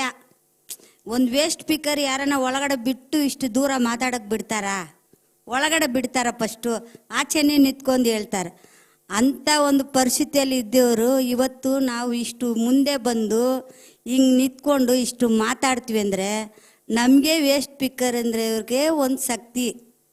ಅದು ಯಾವ ಶಕ್ತಿ ಅಂದರೆ, ನಮಗೆ BBMPಯಿಂದ ಒಂದು ID ಕಾರ್ಡ್ ಕೊಟ್ಟು, ನಾವು ಎಷ್ಟು ವೇಸ್ಟ್ ಪಿಕ್ಕರ್ ಜನ ಇದ್ದೀವೋ ಅಷ್ಟು ಜನಗಳಿಗೆ ಕೊಟ್ಟು, ನಮಗೆ ಪೊಲೀಸ್ ಸ್ಟೇಷನ್ಗೆ ಹೋದ್ರೂ ನಮಗೆ ತುಂಬ ಕಷ್ಟ, ರೋಡ್ ಮೇಲೆ ಹೋದ್ರೂ ಕಷ್ಟ, ಬೀದಿ ಮೇಲೆ ಹೋದ್ರೂ ಕಷ್ಟ, ಜನಗಳು ಹೊಡಿಯೋಕ್ಕೆ ಅಡಿಯೋಕ್ಕೆ ಎಲ್ಲ ಬಂದರು. ಆ ಕಾರ್ಡ್ ಬಂದ ಮೇಲೆ ನಮಗೆ ಎಷ್ಟೋ ಒಂದು ಸಹಾಯ ಆಯಿತು. ಇವತ್ತು ನಮ್ಮ ಮಕ್ಕಳಿಗೆಲ್ಲ ಒಳ್ಳೆ ಬುದ್ಧಿ ಕಲಿಸಿ ಚೆನ್ನಾಗಿ ಓದಿ ಇಟ್ಟಿದ್ದೀವಿ. ಇದರಿಂದ ನಾವು ಇವಾಗ ಒಂದು ಸ್ವಲ್ಪ ಪರವಾಗಿಲ್ಲ. ನಮ್ಮ ಥರ ಪಕ್ಕ ಅಕ್ಕ ಇರೋರ್ನು ಮುಂದೆ ಬಂದಿದ್ದಾರೆ. ಅವ್ರಿಗೂ ಎಲ್ಲರೂ ಸಪೋರ್ಟ್ ಮಾಡಬೇಕು ಅಂತ ನಾನು ದಯವಿಟ್ಟು ಕೇಳ್ಕೊಳ್ತೀನಿ. So, I am a waste picker, all right. So, I didn't have any identity of my own. I cannot dare, I cannot even expect to come inside an institution of this kind. I cannot even think of sitting with the people like this and in front of you. What gave me courage to do all those things is, once it so happened that the BBMP provided, I believe Hasiru Dala was the cause for that, as far as I know. So we got the professional identity cards. So with that card, we got the personality. And with the help of such NGOs and all that, we are able to talk now. So I actually had the dream of, that is our strength, she says, Shakti, Adu Namma Shakti. That's what our strength is. So because of that, I have educated my children. Earlier, we could not go to the police station properly, put up our things there. And even on the roads, we were harassed. The people didn't like. They want our work, but they didn't like. So because of the identity card, we have been given the honor of identity of a person. Okay, that's what she says. Thank you. Rajkumar ಅವರೇ, ತಮ್ಮ ಪ್ರತಿಕ್ರಿಯೆ. Hello sir, ನಾನು FSTP ಪ್ಲ್ಯಾಂಟಲ್ಲಿ ಗಾರೆ ಕೆಲಸ ಮಾಡುವಾಗ ಒಬ್ಬ operator ಇದ್ದ. ಆ ಆಪ್ರೇಟರ್ ಕೆಲಸ ಮಾಡ್ತಾ ಇರುವಾಗ ಅವ್ರ ಊರಿಗೆ ಹೋಗಿದ್ರು. ಅವ್ರ ಊರಿಗೆ ಹೋದಾಗೆ ನನಗೆ ಸ್ವಲ್ಪ ದಿನ ಕೆಲಸಕ್ಕೆ ತೊಗೊಂಡ್ರು. ಒಳಗಡೆ ತೊಗೊಂಡಾಗೆ ನಮ್ಮ ಜೊತೆ ಹುಡುಗರೆಲ್ಲ ನನಗೆ ಒಂಥರ ಅಸಹ್ಯ ಆಗಿ ನೋಡಿದ್ರು. ಏನಪ್ಪ ಇವನು ಇಂಥಲ್ಲೆಲ್ಲ ಕೈ ಆಡಿಸ್ತಾನಲ್ಲ, ಇಷ್ಟೊಂದು ಗಲೀಜಲ್ಲಿ ಕೈ ಆಡಿಸ್ತಾನಲ್ಲ ಅಂತೇಳಿ ನಂಗೆ ಒಂಥರ ಅಸಹ್ಯ ಆಗಿ ನೋಡಿದ್ರು. ನೋಡಿದ್ಮೇಲೆ ಸ್ವಲ್ಪ ದಿನ ಹಂಗೆ ಮಾಡಿದೆ ಸರ್. ಮಾಡಾದ್ಮೇಲೆ ತಿರ್ಗಾ ಅವ್ರು ಬಂದರು. ಅವ್ರು ಬಂದಮೇಲೆ ಅವ್ರು ಮಾಡ್ತಾಯಿದ್ರು. ನನಗೆ ತಿರ್ಗಾ ಏನೋ ಜಾತ್ರೆ ಏನೋ ಇತ್ತು ಊರಿಗೆ ಹೋದೆ. ಊರಿಗೆ ಹೋದ್ಮೇಲೆ ಮತ್ತೆ ಅವರು ಏನೋ ಹಿಂಗೆ ಹುಡುಗರು ಏನೋ ಅನ್ಸಲಿಂದ ಅವ್ರು ಬಿಟ್ಬಿಟ್ಟು ಓಡೋದ್ರು ಸರ್. ಓಡಿದ್ಮೇಲೆ ನನಗೆ ಕಾಲ್ ಮಾಡಿದ್ರು, ನೀನು ಬಾಪ ಅಂತ. ನಮ್ಮ ಮನೆಗೆ ಹೇಳಿದೆ ನಾನು ಹಿಂಗೆ ಹೋಗ್ತೀನಿ ಕೆಲ್ಸಕ್ಕೆ ಅಂದರೆ, ನಮ್ಮ ಮನೆಗೆ ಅಂದರು, ಬೇಡ ನೀನು ಹೋದರೆ ಆ ಕಡೆ ಹೋಗು, ಮನೆಗೆ ಬರಲೇಬೇಡ ಅಂತ ಹೇಳಿದ್ರು. ಇಲ್ಲ ನಾನು ಹೋಗ್ತೀನಿ ಅಂದರೆ, ನೀನು ಹೋದರೆ ಆ ಕಡೆ ಸತ್ತಂಗೆ ಹೋಗ್ಬಿಡು, ಬರಬೇಡ ಮನೆಗೆ ಅಂತ ಹೇಳಿದ್ರು. ಸರಿ ಆಯ್ತಲ್ಲ ಬಿಡು, ನಾನು ಹೆಂಗೆ ಹೊರಗಡೆ ಬದುಕ್ತೀನಿ ಅಂತೇಳಿ ಬಂದೆ. ಈ ಕಡೆ ಬಂದು ಸ್ವಲ್ಪ ದಿನ ಆದಮೇಲೆ ಸಟ್ಲ್ ಆದಮೇಲೆ ಆಮೇಲೆ ನಮ್ಮ ತಾಯಿ ತಂದೆ ಇದ್ಕೊಂಡು ಫೋನು ಮಾಡಿಲ್ಲ, ಮಾತಾಡಲಿಲ್ಲ. ಎಲ್ಲನೂ ಹೋಲ್ಬಿಟ್ಟು ನನ್ನ ಜೀವನ ನೋಡ್ಕೊಬೋದು ಅಂದ್ಕೊಂಡೆ. ಆಮೇಲೆ ಇದ್ಕೊಂಡು ನಮ್ಮ ಅಣ್ಣ ಒಂದು ಸ್ವಲ್ಪ ದಿನ ಬಿಟ್ಟು ಕಾಲ್ ಮಾಡ್ದೆ, ಬಾ ಊರಿಗೆ ಅಂತಂದ. ಹೋದೆ. ಮತ್ತು ಹೋಗೋ ಟೈಮಾಗಾದರೆ ನಾವು ಫುಲ್ ಚೇಂಜ್ ಆಗಿ ಹೋದೆ. ಬರುವಾಗ ಹರಕ್ಕೆ ಬಟ್ಟೆ ಹಾಕ್ಕೊಂಡು ಚಪ್ಪಲಿ ಹಾಕ್ಕೊಂಡು ಬಂದೆ. ತಿರುಗಿ ಹೋಗ್ಬೇಕಾದ್ರೆ ನನಗೆ ಜೊತೆಗಿರೋ ಇಂಜಿನಿಯರ್ ಎಲ್ಲ ಚೆನ್ನಾಗಿದ್ರು. ರವಿ ಕಲ್ಲಲ್ ಅಂತ, ನಿತಿನ್ ಅಂತ, ಕನಕೇಶ್ವರ್ ಅಂತ. ಹೋಗ್ಬೇಕಾದ್ರೆ ಒಂದು ಮೊಬೈಲ್ ಕೊಡಿಸಿದ್ರು, ಶೂ ಕೊಡಿಸಿದ್ರು, ಬಟ್ಟೆ ಕೊಡಿಸಿದ್ರು, ಬ್ಯಾಗ್ ಕೊಡಿಸಿದ್ರು. ಊರಿಗೆ ಹೋದ್ಮೇಲೆ ಯಾರ್ದಾರ ಅಕೌಂಟ್ ನಂಬರ್ ಇದ್ರೆ ಕೊಡು, ದುಡ್ಡು ಹಾಕ್ತೀನಿ ಅಂದರು. ಹೋದೆ, ದುಡ್ಡು ಹಾಕಿದ್ರು. ಆಮೇಲೆ ನಮ್ಮ ಮನ್ಯಾಗ ಖುಷಿ ಪಟ್ಟರು. ತಿರ್ಗಾ ಸರಿ ಆಯ್ತು ಹೋಗು ಅಂದರು. ಬಂದಮೇಲೆ ತಿರ್ಗಾ ಒಂದು ಹುಡುಗಿ ನೋಡಿದ್ರು, ಮದುವೆ ಮಾಡಿದ್ರು. ಇವಾಗ ಚೆನ್ನಾಗಿದ್ದೀನಿ, ಮಗಳಿದ್ದಾಳೆ, ಹೆಂಡತಿ ಇದ್ದಾಳೆ, ಜೊತೆಗೆ ಚೆನ್ನಾಗಿದೆ ಸರ್, ಎಂಜಾಯ್ ಅಷ್ಟೇ.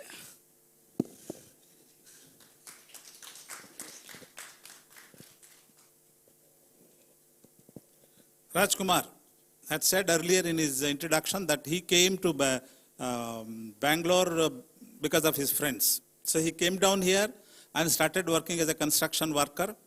once it so happened that one of his friends was working in the plant, he had to go to, he had taken leave, and that was filled in by Rajkumar here. And then people did not like it, the way he was doing. He was doing a very dirty job. They used to, tease him and all that, but he didn't mind. After that, the gentleman came back, and then again he has to go to the gare work or the construction work. As far as the parents are concerned, they did not like him to go to any other place. They wanted him to stay back, but this fellow started, saying that no, I have to go to Bangalore and to make my life and all that. They said, if you are going, go away, never come back. We think that you are dead. Okay, so then, all right, he said he came down here and he didn't contact his parents and all that. He was continuing to work here. And then once his elder brother wanted to ಪಾಲ್ ಮಾಡಿದ್ರ ಆಸ್ತಿ ಎಲ್ಲ ಇದ್ದದ್ದು ಪಾಲ್ ಮಾಡಿದ್ರ call ಮಾಡಿದ್ರು. I am sorry, I thought ಪಾಲ್ ಮಾಡಿದ್ರು. ಆಕ್ಚುಲಿ ಹಿ ಕಾಲ್ ಮಾಡಿದ್ರು. ಐ ಥಾಟ್ ಪಾಲ್ ಮಾಡಿದ್ರು would be to divide the property, whatever property you have. Call ಮಾಡಿದ್ರು. So then he had some car festival there. He went there, and then again the same thing. This time when I left there and came down here, I had the torn clothes and dirty clothes and all that on me. In that situation, I had come over here. And when this time I was going back, I was totally looking different. I had 3 very good engineers with me. They helped me. They got me good dresses and also a mobile phone. I went there as Rajkumara. And then there, it so happened that somebody wanted to marry their daughter to him. So alliance was there. He married his wife, and now he is happy with his wife, his mobile, and and his children. ಎಷ್ಟಪ್ಪ ಮಕ್ಕಳು? ಒಬ್ಳೆ. ಏನ್ ಮಾಡ್ತಾಳೆ? ಚಿಕ್ಕ ವಯಸ್ಸಂದ್ರೆ ಹಿಂಗಲ್ಲ, ಹಿಂಗೆ. So I have a 2-year-old daughter. Rajkumar is happy. Thank you.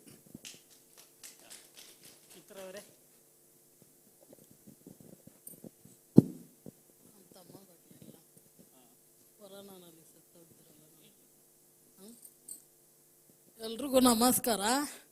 ಕೊರೋನಾದಲ್ಲಿ ನಮ್ಮ ತಮ್ಮ ಇಬ್ಬರು ಸತ್ತೋಗ್ಬಿಟ್ರು. ಕುಡ್ದು ಒಬ್ಬ ಸತ್ತೋಗ್ಬಿಟ್ಟ, ಒಬ್ಬ ಕರೆಂಟ್ ಹೊಡೆದು ಸತ್ತೋಗ್ಬಿಟ್ಟ. ಏನ ಕೇಳಕ್ಕೆ ಹೋಗಿದ್ರು ದುಡ್ಡು ಕೇಳ್ತಾರೆ ಡಾಕ್ಟ್ರವರು. ಲಾಕ್ಡೌನ್ನಲ್ಲಿ ನಮ್ಮ ಜೊತೆ ಹುಟ್ಟಿ ಬೆಳಗಿರೋದು ಅವರು. ಏನ ಕೇಳಿದ್ರೆ ದುಡ್ಡು ಕೇಳ್ತಾರೆ ಡಾಕ್ಟ್ರು. ಅದು ಯಾ ನ್ಯಾಯ ಹೇಳಿ? ದುಡ್ಡು ಕೇಳ್ತಾ ಇದ್ದಾರೆ ಲಾಕ್ಡೌನ್ನಲ್ಲಿ. ಹಂಗೆ ಒಬ್ಬರ ಮೇಲೆ ಒಬ್ಬರು ಸುಟ್ಟಾಗ್ತಾ ಇದ್ದಾರೆ ಎತ್ಕೊಂಡೋಗಿ. ದುಡ್ಡು ಕೊಟ್ಟಿಲ್ಲ ಅಂದರೆ ಎತ್ಕೊಂಡೋಗಿ ಒಬ್ಬರ ಮೇಲೆ ಒಬ್ಬರು ಹಾಕಿ ಸುಟ್ಟಾಗ್ತಾ ಇದ್ದಾರೆ. ಅಷ್ಟೆಲ್ಲ ಕಷ್ಟಪಟ್ಟಿದ್ದೀವಿ ನಾವು.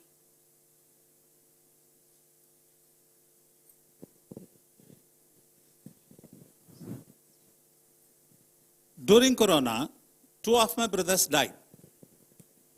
One died due to his drinking habits. Another one died because of the electrical shock. No details available. And she is pained to see that the doctors never responded as human beings. When these people died, even to shift their dead bodies, they were asking money. Okay. And when she was not able to pay or refused to pay perhaps, then they just dumped the dead bodies in a pile and just burnt them. They did not even behave like human beings. They did not even treat these dead bodies as human dead bodies. So this is what she feels bad about. Thank you. ಅಲ್ಲಿಯವರೇ ತಾವು.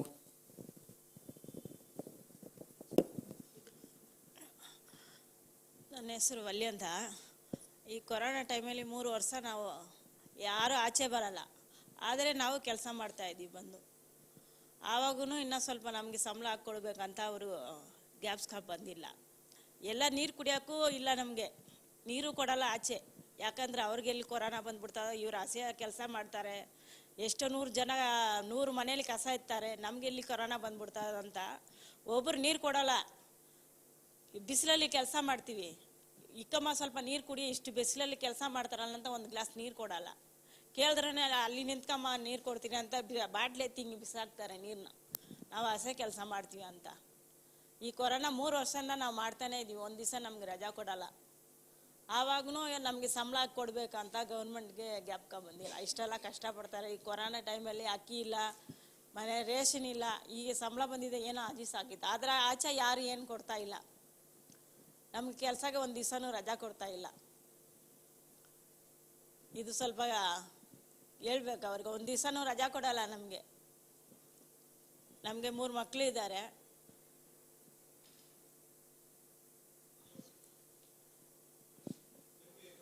ಇಲ್ಲಿ ಸಂಬಳ ಕೊಡ್ಲಿಲ್ವಾ? ಸಂಬಳ ಕೊಟ್ಟರು sir, ಸಂಬಳ ಕೊಟ್ಟರು. ಒಂದು ದಿವಸನೂ ರಜಾ ಕೊಡ್ತಾ ಇಲ್ಲ ನಮಗೆ. ಬೆಳಗ್ಗೆ 6 ಗಂಟೆಗೆ ಬಂದು 2 ಗಂಟೆವರೆಗೂ ಕೆಲಸ ಮುಗಿಸ್ಕೊಂಡು ಹೋಗ್ತಾ ಇದ್ವು. ಆಯ್ತು sir. So during Corona time, nobody came out of their houses. Everybody was locked in the houses. But we had to come out. We did come out even during the Corona timings. So we were working in the harsh sun, but nobody would even ask, do you like to have a sip of water? Even sip of water, they would be very careful not to come near us. They used to ask us to stand at a distance, perhaps in a filled-in bottle, in a water bottle. They used to throw the bottle and we had to take it and drink. During that even they were, of course, finally I later confirmed that the salary was given, but no leave was given. Every day, the whole 6 to 2 o'clock, we had to work. We couldn't. I have 3 children. I could not take care of them. So Corona was the harshest possible time for us. And this is what she wants to bring to your notice. Thank you, Wali.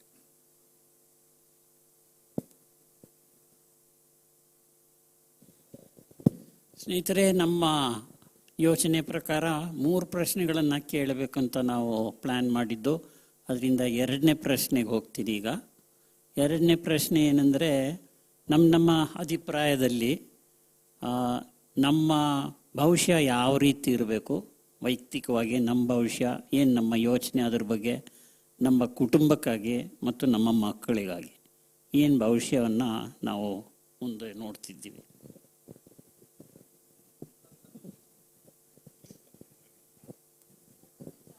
ಕೂಡ ಸ್ವಲ್ಪ share ಮಾಡಿದರೆ ಚೆನ್ನಾಗಿತ್ತು ಎಲ್ಲರೂ. Challenges ಹೇಳಿಬಿಟ್ಟು, ನೀವು ಏನು challenges ಅಂದರೆ ಸವಾಲುಗಳು, ನಿಮ್ಮ ದಿನನಿತ್ಯದಲ್ಲಿ ಏನೇನು ಸವಾಲಿದೆ ಅದನ್ನು ಹೇಳಿದ್ರೆ ಕೂಡ ಚೆನ್ನಾಗಿರುತ್ತೆ. ಎಲ್ಲರೂ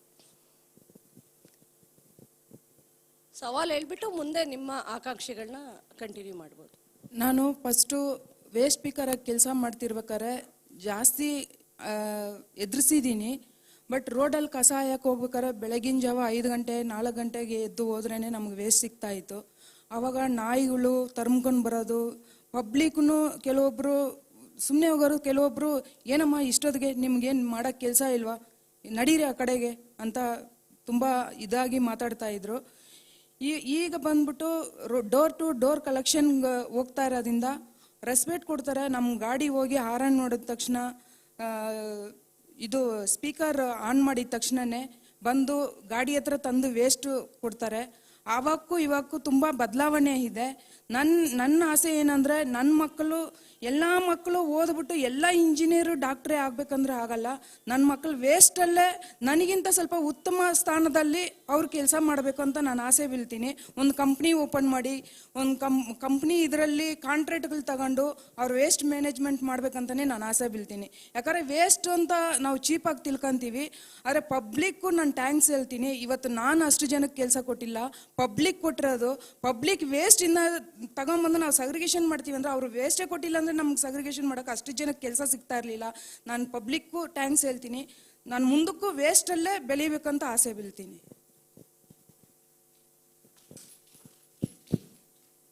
ಈಗ ಇಂದಿರಾ, ಸಾರಿ, ಟ್ರಾನ್ಸ್ಲೇಷನ್. Okay.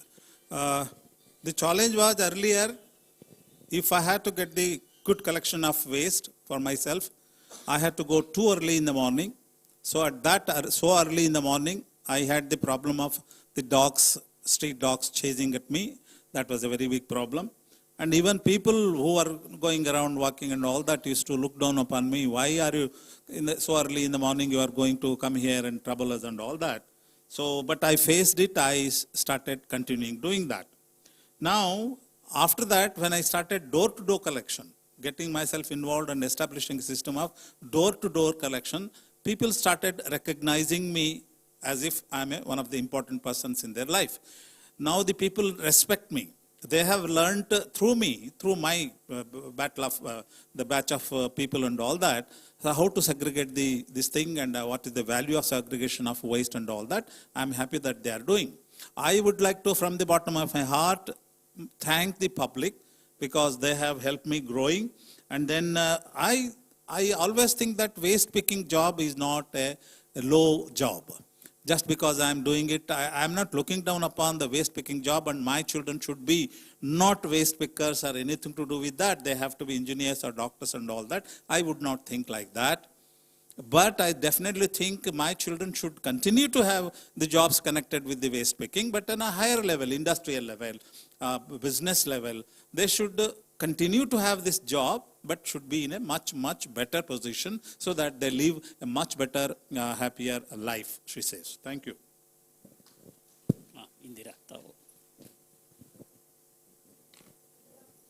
ಚಾಲೆಂಜಸ್ನ ಹೇಳ್ಬಿಟ್ಟು ಕಲಾಸಿಪಾಳ್ಯ ಮೇಲೆ ಏನೇನು ಚಾಲೆಂಜಸ್ನ ಎದುರಿಸ್ತಾ ಇದ್ದೀರಾ ಅಂತ ಆಮೇಲೆ ಆಕಾಂಕ್ಷೆಗಳು ಹೇಳಿ. ನನ್ನ ಚಾಲೆಂಜ್ ಏನಂದರೆ, ನಾನು ಚಿಕ್ಕಪೇಟೆ, ಮಾಮಿಲ್ಪೇಟೆ, ಅವನಿ ರೋಡು, ಕಲಾಸಿಪಾಳ್ಯ, ಧರ್ಮರಾಜ ದೇವಸ್ಥಾನ ಇಷ್ಟು ದೂರನೂ ನಾನು ಕೈಯಲ್ಲೇ ಪೇಪರ್ ಹಾಯ್ಕೊಂಡು ಬಂದಿದ್ದೀನಿ. ಇನ್ಮೇಲೆ ಗಾಡಿ ಕಲ್ತ್ಕೊಂಡು ಗಾಡಿಯಲ್ಲಿ ನಾನು ಪೇಪರ್ ವೇಸ್ಟ್ ತಗೊಳ್ಬೇಕು ಅನ್ನೋ ಒಂದು ಚಾಲೆಂಜ್ ತಗೊಂಡಿದ್ದೀನಿ. ಇನ್ನೂ ಮಾಡಿಲ್ಲ, ಮುಂದಕ್ಕೆ ಮಾಡ್ತೀನಿ. ಅದು ನನ್ನ ಚಾಲೆಂಜ್. ನಾನು ವೇಸ್ಟ್ ಪಿಕ್ಕರ್ ಆದ್ರೂ ನಮ್ಮ ಮಕ್ಕಳು ವೇಸ್ಟ್ ಪಿಕ್ಕರ್ ಆಗಿ ಇರಬಾರ್ದು. ನನಗೆ ನಮ್ಮ ಮಕ್ಕಳು ಒಳ್ಳೆ ಎಲ್ಲನ ಕಂಪ್ನಿಯಲ್ಲೋ ಎಲ್ಲನ ಆಫೀಸಲ್ಲೋ ಕೆಲಸ ಮಾಡಬೇಕು. ನನಗೆ ಅದೇ ಖುಷಿ. ನಾನು ವೇಸ್ಟ್ ಪಿಕ್ಕರಲ್ಲಿ ಎಷ್ಟೋ ಅನುಭವ ಮಾಡಿದ್ದೀನಿ, ಎಷ್ಟೋ ಕಷ್ಟಪಟ್ಟಿದ್ದೀನಿ. ಎಷ್ಟೋ ಜನ ನಮ್ಗೆ ಬೈದಿದ್ದಾರೆ, ಹೊಡೆದಿದ್ದಾರೆ. ಮಳೆಯಿಂದ ಗಾಳಿಯಿಂದ ಎಲ್ಲ ಸುತ್ತಾಡಿ ತಿರುಗಾಡ್ಬಿಟ್ಟಿದ್ದೀನಿ. ಇದ್ರೂ ನನ್ನ ಚಾಲೆಂಜ್ ಏನಂದರೆ, ಎಷ್ಟೋ ತಿರುಗಾಡಿ ಪೇಪರ್ ಕೈಯಲ್ಲೇ ತಲೆ ಮೇಲೆ ಎಲ್ಲ ಎಳ್ಕೊಂಡು, ಕೈಯಲ್ಲಿ ಎಳ್ಕೊಂಡು ತಲೆ ಮೇಲೆ ಎಳ್ಕೊಂಡು ಎಲ್ಲ ಬಂದಿದ್ದೀನಿ. ಇನ್ಮೇಲೆ ಗಾಡಿ ಕಲ್ತ್ಕೊಂಡು ಗಾಡಿಯಲ್ಲಿ ಪೇಪರ್ ಹಾಯ್ಕೊಂಡು ಬರಬೇಕು ನನ್ನ ಆಸೆ. ಅದು ನಾನು ಮಾಡ್ತೀನಿ. ಇದ್ರೂ ನಮ್ಮ ಮಕ್ಕಳು ನನ್ನ ಥರ ವೇಸ್ಟ್ ಪಿಕ್ಕರ್ ಆಗಬಾರ್ದು. ನಿಮ್ಮ ಥರ ಎಲ್ಲನ ಒಂದು ಕಂಪ್ನಿಯಲ್ಲಿ ಎಲ್ಲನ ಒಂದು ಜಾಗ ಕೆಲಸ ಮಾಡಬೇಕು. ಅದೇ ನನ್ನ ಖುಷಿ, ನನ್ನ ಚಾಲೆಂಜ್. ಗಾಡಿ ಅಂದರೆ ಏನು ಗಾಡಿ? ಕೂತ್ಕೊಳ್ಳಿ.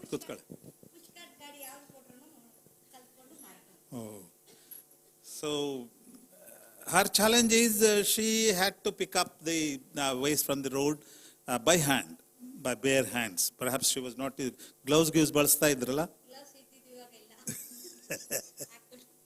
ಅವೆಲ್ಲ ನಡೆಯೋದಿಲ್ಲ ನಮಗೆ. So she was picking her waste by bare hands, okay.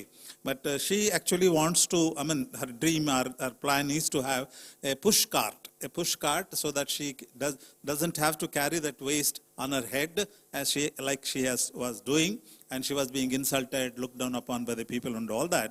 So she wants to improve her work by way of getting a push cart so that she can use it. But she is very, very definite that her children should never ever continue to have this job. Enough that I have experienced that, enough that I have gone through that. My children will not be that. They will be having the jobs like you sitting here, one of you here. My children are going to be having the jobs like that. That's what I am looking at. So this is what her dream is for the future. Thank you.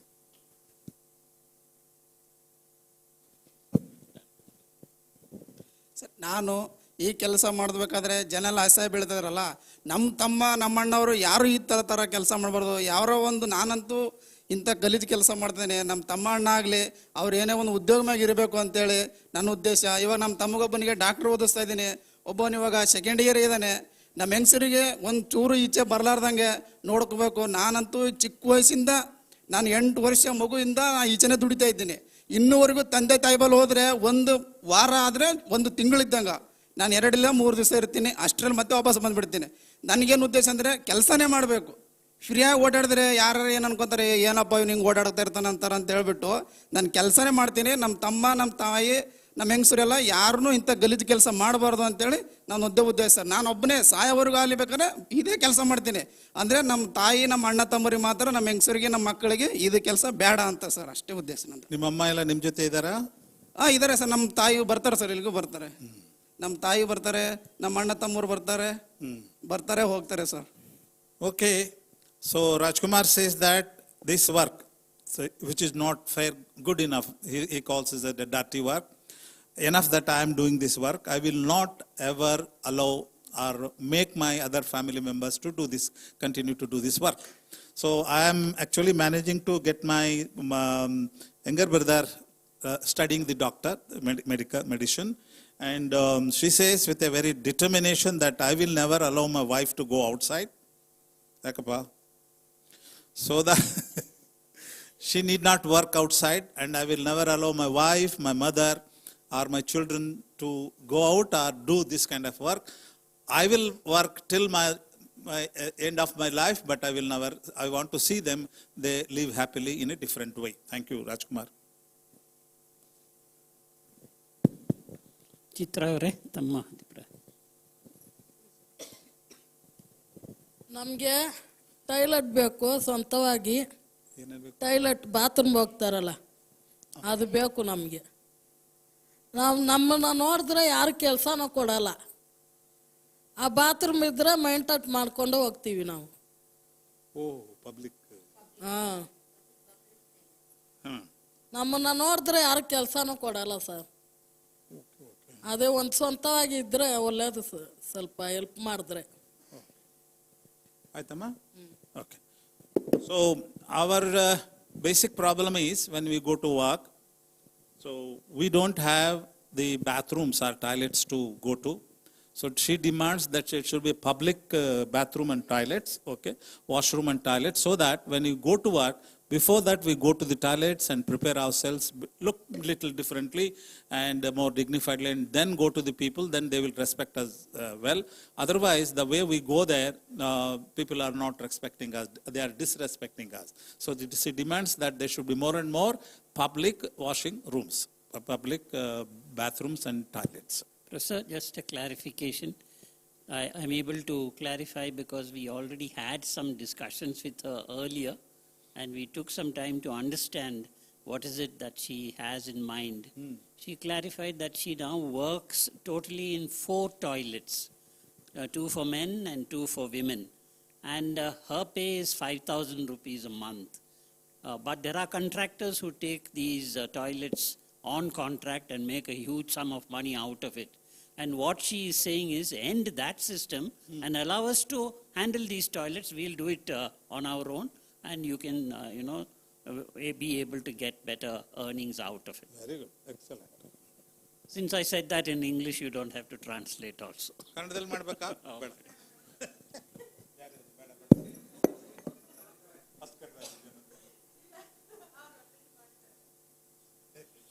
ಸರಿ, ಈಗ ಚಿತ್ರ ಅವರು.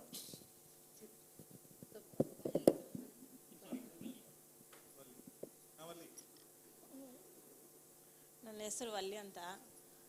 ನಮ್ಮ ಅಮ್ಮನಿಗೆ ನಮ್ಮ ಒಬ್ಬಳೇ ಮಗಳು. Hello, ನನ್ನ ಒಬ್ಬಳೇ ಮಗಳು. ನಮ್ಮ ಅಮ್ಮನಿಗೆ ನಾನು ಒಬ್ಬಳೇ. ಹಲೋ, ನಾನು ಪೇಪರ್ 5 ಕಷ್ಟಪಟ್ಟೆ. ನಮ್ಮ ಮಕ್ಕಳು 3 ಜನ ಇದ್ದಾರೆ. ಓದಿಸಿಲ್ಲ, ಆದರೆ 3 ಜನಕ್ಕೆ ಮದುವೆ ಮಾಡಿದ್ದೀನಿ. ನನಗೆ ಯಾರು ಸಪೋರ್ಟ್ ಮಾಡೋರಿಲ್ಲ. ನಾನು ಒಬ್ಬಳೇ ದುಡ್ದು ಅವ್ರು 3 ಜನಕ್ಕೆ ಮದುವೆ ಮಾಡಿದ್ದೀನಿ. ನಮ್ಮ ದೊಡ್ಡ ಮಗಳು 2 ಹೆಣ್ಮಕ್ಳು, ಅವ್ರ ಯಜಮಾನ್ರೇ ತೀರು ಹೋಗಿದ್ದಾರೆ. ಅದು ಒಂದೇ ಕಷ್ಟ ನನಗೆ. ಚಾಲೆಂಜ್ ಮಾಡ್ಕೊಂಡೆ ಅವರನ್ನ ಬದುಕಿಸ್ತೀನಿ ನಾನು ಒಬ್ಬಳೇ. ನಮ್ಮ ಯಜಮಾನ್ ಸಪೋರ್ಟ್ ಇಲ್ಲ, ನಮ್ಮ ಯಜಮಾನ್ರು ಏನು ದುಡ್ದು ಕೊಡಲ್ಲ. ಈ ಕೆಲಸದೇ ಮಾಡ್ಕೊಂಡೆ ನಾನು ಅವ್ರನ್ನ ಚಾಲೆಂಜ್ ಮಾಡಿಕೊಂಡು ಬದುಕ್ತಾ ಇದ್ದೀನಿ. ನಿಮ್ಮ ಚಾಲೆಂಜಸ್ ಆಯಿತು. ಇವಾಗ ನಿಮಗೆ ಮುಂದೆ ಏನು ಆಸೆ ಇದೆ, ಆಕಾಂಕ್ಷೆ ಇದೆ, ಅದನ್ನು ನೀವು ಹೇಳ್ಬೋದಾ? ನಮ್ಮ ಮಕ್ಕಳಿಗೆ ಮನೆ ಕೊಡಬೇಕು. ಮನೆ ಬಾಡಿಗೆ ಮನೇಲಿ ಇದ್ದೀನಿ. ಒಂದು ಸ್ವಂತ ಮನೆ ಬೇಕು ನನಗೆ. ಅದಿದ್ರೆ ಸ್ವಲ್ಪ ಇದಾಗುತ್ತೆ. ಮನೆ, ಸ್ವಂತ ಮನೆ ಇರಬೇಕು. ಅದು ಕಟ್ಟಬೇಕಂತ ನನಗೆ ಆಸೆ. ನಾವು ಚೆನ್ನಾಗಿ ದುಡ್ದು ಮನೆ ಕಟ್ಟಬೇಕು. ನಮ್ಮ ಮಕ್ಕಳಿಗೆ ಮನೆ ಇರಬೇಕು. ನಮ್ಮ ಬಾಡಿಗೆ ಮನೇಲಿ ಇದ್ದೀವಿ. ನಮ್ಮ ಮಕ್ಕಳಾದ ಸ್ವಂತ ಮನೇಲಿ ಇರಬೇಕು ಅಂತ ಆಸೆ ನನಗೆ. ನಿಮಗೆ 3 ಜನ ಮಕ್ಕಳು? 3 ಜನ ಸರ್. ನಮ್ಮ 3 ಜನ ಹೆಣ್ಮಕ್ಳ? 1 ಹೆಣ್ಮಕ್ಳು, 2 ಗಂಡ್ಮಕ್ಳು. ದೊಡ್ಡ ಮಗಳು ಗಂಡ ತೀರ್ಕೊಂಡ್ರ? ಗಂಡ ತೀರ್ಕೊಂಡ್ರು sir. So I have 3 children. The eldest one is the daughter. I have got married all of them. My son-in-law died, is no more now, and we live in a very small space, which is a rented space. And she repeated saying that her husband does not help her. Perhaps she has to take care of him also. So in this situation, my biggest problem in future is the housing problem.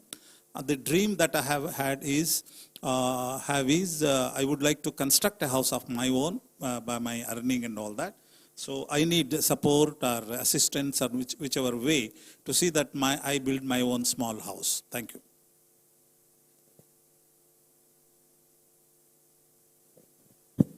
So may we move to the last question. ಮೂರನೇ ಪ್ರಶ್ನೆ. The organizers suggested that I should also mention the question in English. So the last one is, what are your suggestions? That's the panelists, obviously. Suggestions of panelists to improve civic services. ಕನ್ನಡದಲ್ಲಿ ನಾವು ಯಾವ ಕೆಲಸ ಮಾಡ್ತಿದ್ದೀವೋ ನಮ್ಮ ಕ್ಷೇತ್ರದಲ್ಲಿ ಅದನ್ನು ಇನ್ನೂ ಉತ್ತಮವಾದ ರೀತಿಯಲ್ಲಿ ಮಾಡಲಿಕ್ಕೆ ನಮ್ಮ ಸಲಹೆಗಳು ಏನು ಅಂತ.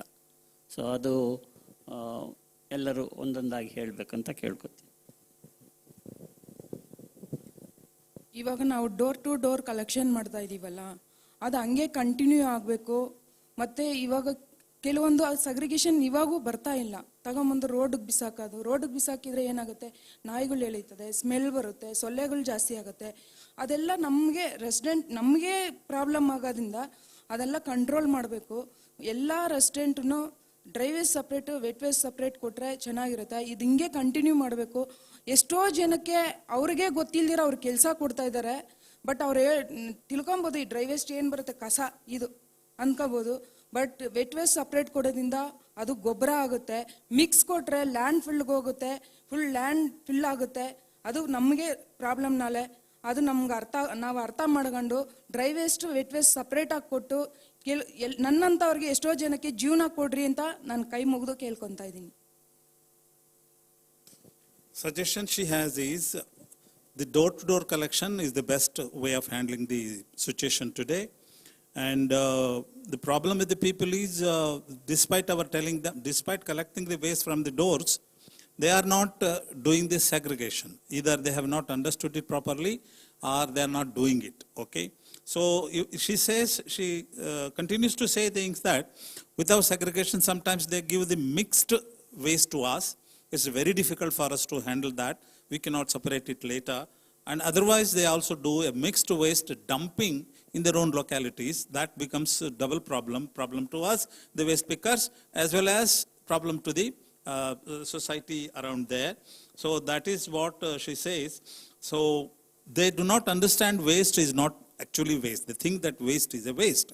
So waste can give life to number of us. They do not understand, they do not appreciate. If they did appreciate, perhaps they will cooperate with us and learn segregation.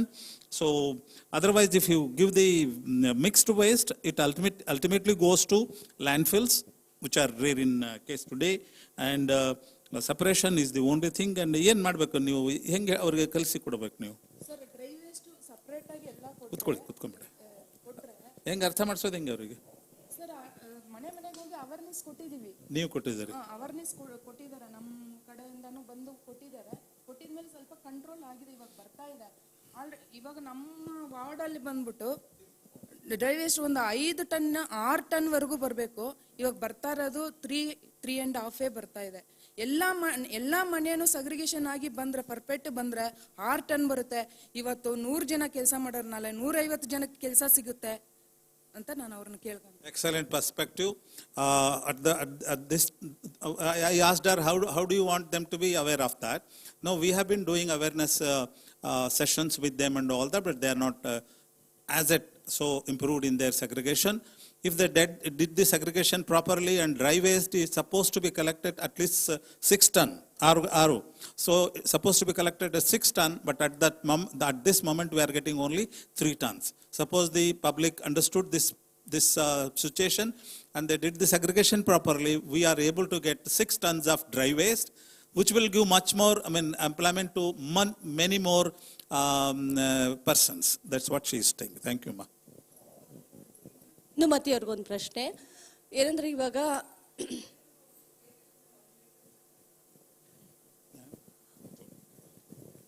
Sir ಇವಾಗ vet waste separate dry waste separate 2 vehicle ಹೋಗ್ತಾ ಇತ್ತು. ಇವಾಗ ಮತ್ತೆ ಅದೇ ಪರಿಸ್ಥಿತಿಗೆ ತರಕ್ಕೆ plan ಮಾಡ್ತಿದ್ದಾರೆ. Dry ವೆಟ್ಟು ಒಂದೇ ಗಾಡಿಗೆ ಕೊಡಬೇಕು ಅಂತ ಯೋಚನೆ ಮಾಡ್ತಿದ್ದಾರೆ. ಅದರಿಂದ ಎಷ್ಟು ತೊಂದರೆ ಅನುಭವಿಸ್ತೀವಿ ನಾವು ಅಂತ. ನನಗೆ ರೆಸಿಡೆಂಟ್ ಸಪೋರ್ಟ್ ಬೇಕು. ಏನು ಇದರಿಂದ ರೆಸಿಡೆಂಟ್ಗೂ ಪ್ರಾಬ್ಲಮ್ ಆಗುತ್ತೆ. ಮಿಕ್ಸ್ ಹಾಕಿದ್ರೆ ಒಂದಿನ ಗಾಡಿ ಬಂದಿಲ್ಲ ಅಂದ್ರೆ ಮಾರನೇ ದಿವಸ ಸ್ಮೆಲ್ ಬರುತ್ತೆ ಮಿಕ್ಸ್ ಹಾಕೊಂಡ್ರೆ. ಅದೇ ಸಪ್ರೇಟ್ ಅಂತಂದ್ರೆ ಡ್ರೈ ವೇಸ್ಟ್ ಗಾಡಿ ಡ್ರೈ ವೇಸ್ಟ್ ಎತ್ಕೊಂಡು ಹೋಗುತ್ತೆ, ವೆಟ್ ಗಾಡಿ ವೆಟ್ ಎತ್ಕೊಂಡು ಹೋಗುತ್ತೆ. ಇವ್ರು ಎತ್ಕೊಂಡೋಗಿ ಮಿಕ್ಸ್ ಎತ್ಕೊಂಡೋಗಿ ಎಲ್ಲಿ ಹಾಕ್ತಾರೆ? ಲ್ಯಾಂಡ್ ಫಿಲ್ ಮಾಡ್ತಾರೆ ಅಷ್ಟೇ. ಸಪ್ರೇಟ್ ಕೊಟ್ರೆ ವೆಟ್ ವೇಸ್ಟ್ ಗೊಬ್ಬರ ಮಾಡ್ತಾರೆ, ಡ್ರೈ ವೇಸ್ಟ್ ರೀಸಗ್ರೇಷನ್ ಆಗುತ್ತೆ. ಅದು ಯಾಕೆ ಇವಾಗ ಮತ್ತೆ ಅಲೆ ಪರಿಸ್ಥಿತಿಗೆ ತರಬೇಕಂತ ಯೋಚನೆ ಮಾಡ್ತಿದ್ರೆ? ಎಷ್ಟೋ ಜನ ಆ ಥರ ಮಾಡಿದ್ರೆ ನಮ್ಮಂಥ ಎಷ್ಟೋ ಹೆಣ್ಮಕ್ಳು ಎಷ್ಟೋ ಬಡತನ ಮತ್ತೆ ಬೀದಿಗೆ ಬರಬೇಕಾಗತ್ತೆ. ನಮ್ಮ ಮಕ್ಕಳೆಲ್ಲ ಮತ್ತೆ ಬೀದಿಗೆ ಬರಬೇಕಾಗತ್ತೆ. ದಯವಿಟ್ಟು ನಾನು ರೆಸಿಡೆಂಟ್ ಕೇಳ್ಕೊಂತೀನಿ, ಇದಕ್ಕೆ ಮಾತ್ರ ನೀವು ಅವಕಾಶ ಮಾಡಿಕೊಡ್ಬೇಡ್ರಿ. ನಮ್ಮಂಥ ಬಡವರು ಬದುಕಕ್ಕೆ ಅವಕಾಶ ಮಾಡಿಕೊಡ್ರಿ ಅಂತ ನಾನು ಕೇಳ್ಕೊಂತ ಇದ್ದೀನಿ. ನೀವು BBMP ಅವರು ಕುತ್ಕೊಮ್ಮ. ಅವರು ಇನ್ನೊಂದು ಹೇಳ್ಬೇಕಾಗುತ್ತೆ. ಈಗ ಅವರು ಓಕೆ ನೀವು ಇದನ್ನ ಮುಗಿಸ್ಬಿಡ್ತೇನೆ ಮರಿ. So she added the government, the BBMP is earlier we had the facilities of 2 vehicles collecting the waste, segregated waste separately, 1 vehicle for dry waste, another for wet waste. Then we were living on that. Some of us were making our living on that. Now they are going back. She doesn't know why. They are going back to the earlier system that 1 single vehicle will collect both dry and the wet waste. Of course, this will be gladly, the public will dump everything there. She says the wealth of the dry waste is going to be again the waste only. Everything is going to go to the landfill. Supposing it did not go there, remain in the streets itself, the mixed waste will cause a lot of bad odor and other problems and all that.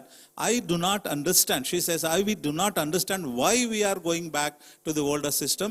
She appeals to the knowledgeable people here and whoever is the activist for that, to see that she is requesting the public also not to allow this older method of 1 single vehicle for both dry and otherwise we are going to come to the streets. ನಾನೇನು ಕೇಳಬೇಕಂದ್ರೆ ಇವಾಗ ಅವರು ನೀವು ಹೇಳ್ದಂಗೆ vet dry separate ಮಾಡ್ತಾರೆ. Separate ಮಾಡಿಬಿಟ್ಟು ಅವರು contractor ಕೊಡಬೇಕಾ ಅಥವಾ ಬೇರೆ ಯಾರಿಗೆ ಕೊಡಬೇಕು ಅನ್ನೋದ್ರ ಬಗ್ಗೆ ನೀವು ಹೇಳ್ಬೋದಾ? ಡ್ರೈ ವೇಸ್ಟ್ ಸಪ್ರೇಟ್ ಮಾಡಿ ವೇಸ್ಟ್ ಪಿಕರ್ಸ್ಗೆ ಕೊಡಬೇಕು. ಯಾಕಂದರೆ ವೇಸ್ಟ್ ಪಿಕರ್ಗೆ ಗೊತ್ತು ಅದರಲ್ಲಿ ಎಷ್ಟು ಥರ ವೇಸ್ಟ್ ಡಿವೈಡ್ ಮಾಡಬೇಕು ಅಂತ ಗೊತ್ತಾಗೋದು ವೇಸ್ಟ್ ಪಿಕರ್ಗೆ ಮಾತ್ರ ಗೊತ್ತು. ಇನ್ನೊಬ್ರಿಗೆ ಗೊತ್ತಾಗಕ್ಕೆ ಚಾನ್ಸೇ ಇಲ್ಲ. ಸರ್ 30 ಇಂದ 40 ಕ್ಯಾಟಗಿರಿ ಐತೆ. ಅದರಲ್ಲಿ ನಾವು 32 ಕ್ಯಾಟಗಿರಿ ನಾನು ಡಿವೈಡ್ ಮಾಡ್ತಾ ಇದ್ದೀನಿ ಸರ್.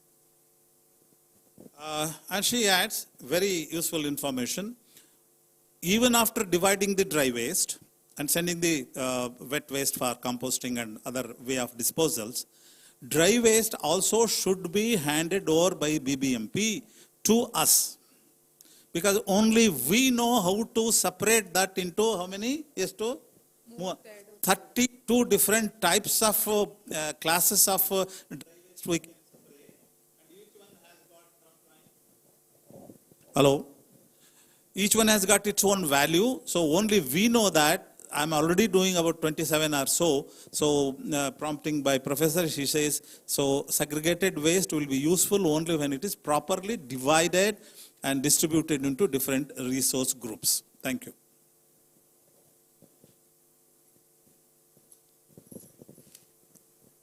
ಇವಾಗ ನನಗೆ ರೋಡಿಂದ ತುಂಬ ವೇಸ್ಟ್ ಸಿಕ್ಕಲ್ಲ.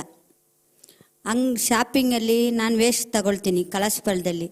ಅವರವರೇ ಅಂಗಡಿಯವರು ರೇಟ್ ಆಗಿದೆ ಅಂದ್ಬಿಟ್ಟು ಅವರವರೇ ಎತ್ತು ಸೇಲ್ ಮಾಡ್ತಾರೆ. ಅದು ಮಾಡಬಾರ್ದು. ನಮ್ಮ ಥರ ವೇಸ್ಟ್ ಪಿಕರ್ಗೆ ಅದೆಲ್ಲ ಕೊಡಬೇಕು. ಮನೆಯವರ ಇರಲಿ, ಅಂಗಡಿ ಶಾಪಿಂಗ್ ಅವರ ಇರಲಿ, ದೊಡ್ಡ ಹೋಟ್ಲ್ ಅವರ ಇರಲಿ, ಎಲ್ಲ ನಮ್ಮ ಥರ ವೇಸ್ಟ್ ಪಿಕರ್ಗೆ ಕೊಡಬೇಕು. ಅದು ನಾನು ದಯವಿಟ್ಟು ಎಲ್ಲರನ್ನೂ ಕೇಳ್ಕೊಳ್ತೀನಿ. ಯಾಕಂದರೆ ನಾವು ಒಂದು ದಿನಕ್ಕೆ 400, 500, 300, 200 ಹಂಗೆ ಹಾಕಿದೆ. ಇವಾಗ 100 ರೂಪಾಯಿ ಕೂಡ ನಮ್ಮ ಕಡೆ ಹಾಕೋಕ್ಕೆ ಪರಿಸ್ಥಿತಿ ಇಲ್ಲ. ಯಾಕೆಂದರೆ 1 kg 21 ರೂಪಾಯಿ ಆಗ್ಬಿಟ್ಟೈತೆ. ಆವಾಗ 5 ರೂಪಾಯಿ ಇರುವಾಗ ನಮ್ಗೆ 50 kg ಸಿಕ್ಕಿದೆ. 20 ರೂಪಾಯಿ ಆಗಿದ ಮೇಲೆ 10 kg ಸಿಕ್ಕೋಕ್ಕೆ ಕಷ್ಟ ಆಗುತ್ತೆ. ಅಂಗಡಿಯವರೇ ಎತ್ತಿ ಇಟ್ಕೊಂಡು ಅವರೇ ಸೇಲ್ ಮಾಡ್ತಾರೆ. ಅದೆಲ್ಲ ಅವರು ದಯವಿಟ್ಟು ನಮಗೆ ಕೊಡಬೇಕು. ಕೊಟ್ಟರು ನಮಗೆ ತುಂಬ ಸಹಾಯ ಆಗುತ್ತೆ, ನಮ್ಮ ಮಕ್ಳಿಗೂ ಸಹಾಯ ಆಗುತ್ತೆ, ನಮ್ಮ ಜೀವನನೂ ನಡೀತಾ ಇದೆ. ಇವಾಗ ಇವ್ರಿಗೂ ಕಚರಾದಲ್ಲಿ ಎಲ್ಲ ವೇಸ್ಟೂ ಹಾಕ್ತಾರೆ, ಅದು ಮಿಕ್ಸ್ ಆಗ್ತಾರೆ. ಮಿಕ್ಸೂ ದಯವಿಟ್ಟು ಎಲ್ಲ ಸಪ್ರೇಟ್ ಮಾಡಿ ನಮಗೂ ಆ ಥರ ಕೊಡಬೇಕು. ಎಲ್ಲರೂ ಎಲ್ಲ ಮಿಕ್ಸಾಗಿ ಹಾಕ್ಬಿಡ್ತಾರೆ, ನಮ್ಮನ್ನು ಸಾಲ್ಡ್ ಔಟ್ ಮಾಡೋಕ್ಕೆ ಕಷ್ಟ ಆಗುತ್ತೆ. ಇವಾಗ ಅವ್ರು ಹೇಳಿದ್ರಲ್ಲ 32 ಐಟಮ್ ನಾವು ತಗಲೇಬೇಕು, ನಮ್ಗೆ ಬಿಟ್ಟರೆ ಬೇರೆ ಯಾರಿಗೂ ಗೊತ್ತಾಗಲ್ಲ. 2 ಐಟಮ್ ತೆಗಿತಾರೆ, 3 ಐಟಮ್ ತೆಗಿತಾರೆ, ಹಂಗೆ ಹೋಗಿ ತೂಕ ಹಾಕ್ತಾರೆ. ಅದರಲ್ಲಿ ಕಚರ ಪಚರ ಎಲ್ಲ ಆಗುತ್ತಾರೆ. ಆ ಥರ ಇರಬಾರ್ದು. ಎಲ್ಲ ನಮ್ಮ ವೇಸ್ಟ್ ಪಿಕ್ಕರ್ಗೆ ನೀವೆಲ್ಲ ಸಪೋರ್ಟ್ ಮಾಡಿ ನಮಗೇನೆ ಕೊಡಬೇಕು ಅಂತ ಕೇಳ್ಕೊಳ್ತೀನಿ. ಈ ಶಾಪ್ಸ್ನವರು ಹೋಟೆಲ್ಸ್ನವರು ಯಾರಿಗೆ ಕೊಡ್ತಾರೆ? ಎಲ್ಲ ಅವರೇ ಇವಾಗ ಎತ್ತು ಕೂಡಿ ಇಟ್ಟು ತೂಕ ಹಾಕ್ತಾರೆ. ಯಾರಿಗೆ ಕೊಡ್ತಾರೆ? ಅಂಗಡಿಗೆ ಹಾಕ್ತಾರೆ. ನೇರವಾಗಿ ಅಂಗಡಿ? ನೇರವಾಗಿ ಅಂಗಡಿಗೆ ಹಾಕ್ತಾರೆ. So my problem is, she says, my problem is I used to collect the waste from shops. Other than houses, I used to collect from shops and hotels like the bulk producers. Nowadays they have learnt, they collect the waste, perhaps separated waste, and they are directly selling to the major buyers. They are avoiding us. So she demands that even the houses, shops and hotel like bulk producers should hand over the segregated waste, especially the dry waste, to us. We make small living on that. So earlier I used to, if they don't do that, the amount of waste that I am getting today and amount of money I could earn out of it is going to be severely reduced.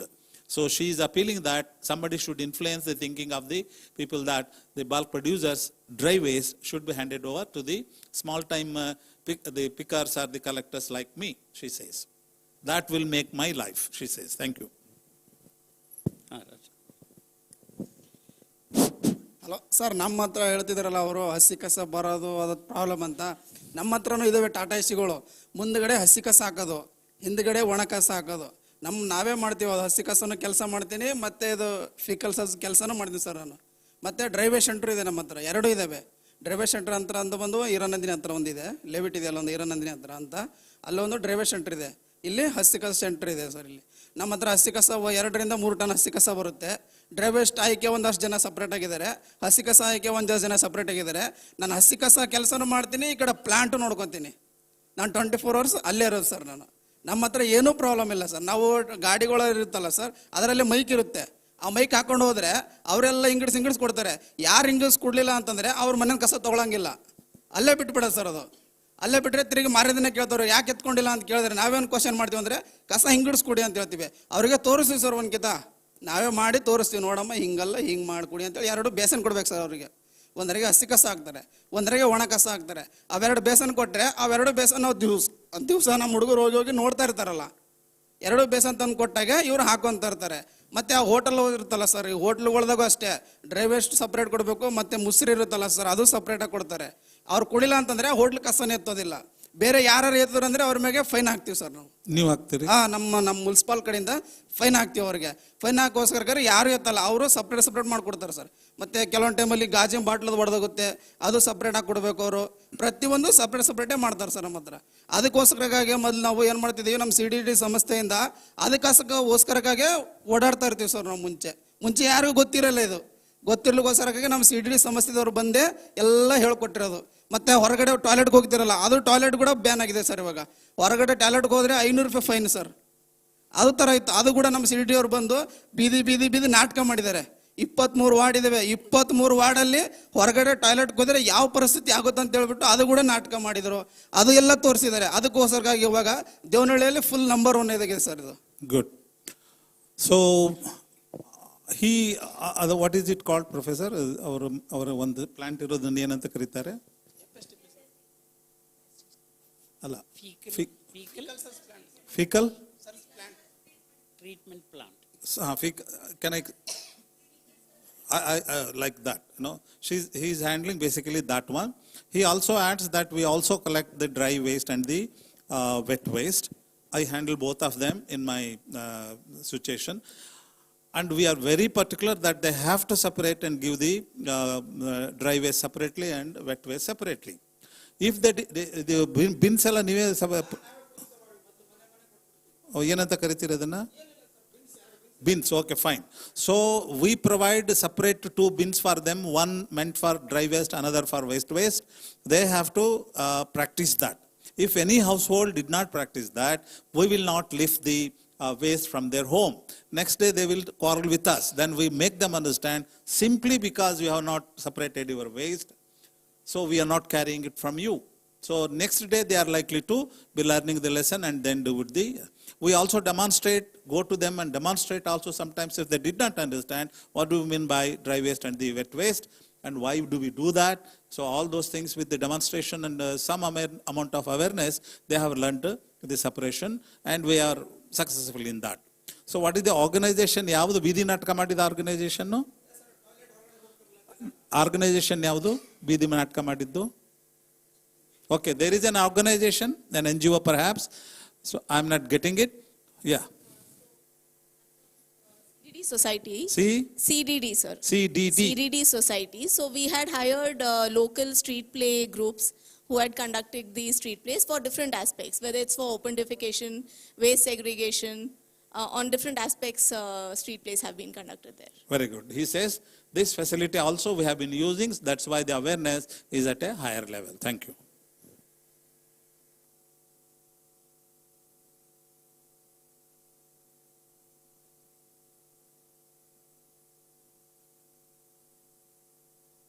ಸ್ನೇಹಿತರೆ, ಇನ್ನಿಬ್ಬರು ಚಿತ್ರ ಮತ್ತು ವಾಲಿ, ಆದರೆ ಸಮಯದ ಅಭಾರ ಪ್ರಶ್ನೆ ಬಂದಿದೆ, ಅದರಿಂದ ಆದಷ್ಟು ಚೊಕ್ಕಟವಾಗಿ ಹೇಳಬೇಕು.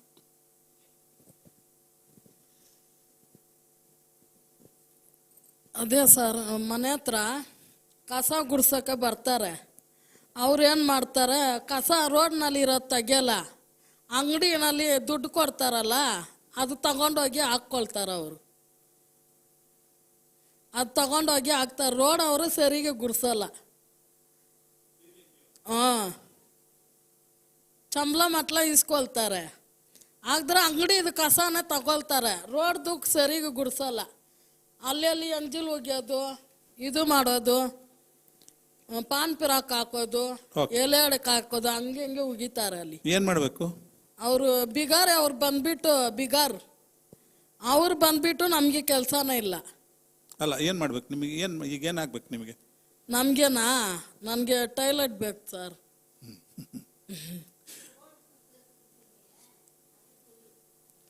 ಅದು ಚೊಲ್ನಗ ಕಾರ್ಪೊರೇಷನ್ ಕಾರು ಕಚರ ಸೇರೆ ಅಡ್ಕಿತ್ತಲೆ ಹಂಗಂಗ அந்த பிகார்காரங்க வந்துட்டு வெத்தலை பாக்கு வச்சு பான் பிராக்கு அதை அங்கங்க துப்புறான், அவங்க கலீஜ் பண்றான்.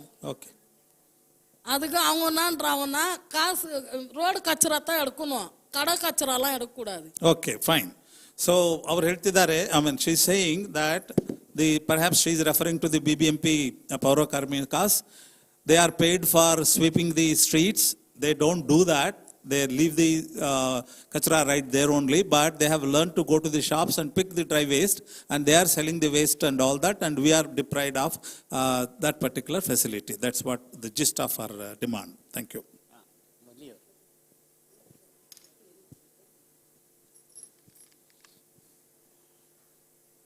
ನಮಸ್ಕಾರ. ಮೈಕ್ ಹಿಡ್ಕೊಂಡಿದ್ದೀನಿ.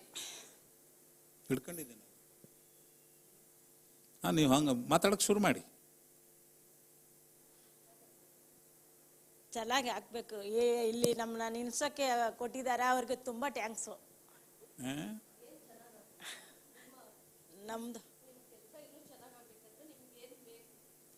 ನಮಗೆ ಇನ್ನು ಸರ್ಕಾರ ತುಂಬ ಚೆನ್ನಾಗಿ ಕೆಲಸ ಕೊಡಬೇಕು. ಮಿಷಿನ್ ಬಂದರೂ ನಮ್ಗೆ ಕೆಲಸ ಕೊಡಬೇಕು, ಯಾಕಂದರೆ ಇದನ್ನ ನಂಬ್ಕೊಂಡೇ ನಾವು ಜೀವನ ಮಾಡ್ತಾ ಇದ್ದೀವಿ. Hello. Okay, thanks Amma, thank you. So as we know, she is a Paura Karmika, and because she is not able to manage her family with the salary she is getting as a Paura Karmika, she is extra working. She says our working conditions and the salary and the other allowances etc. should be improved so that I live a much better, a little better life than I am living today. Thank you. Well, I'm aware that we have run beyond the time limit, and so we now move towards conclusion. I don't know if there's any quick remark that we can anticipate from members of the audience. We are happy to welcome that, and then we'll conclude. Any comments, please feel free. It's been an educational experience. I'm sure all of us will agree with that. And so that's an extraordinary opportunity. Any reflections on that, please?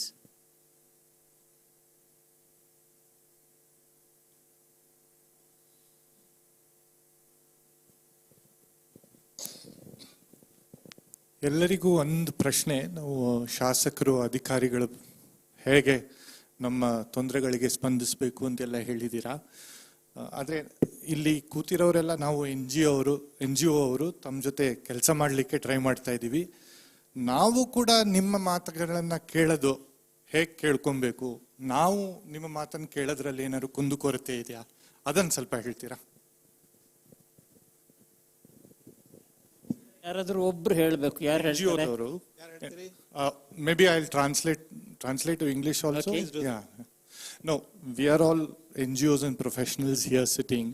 So even when we listen to all of y'all, is there something that the professional, quote unquote, professional NGO sector also have to learn in terms of listening to all of y'all?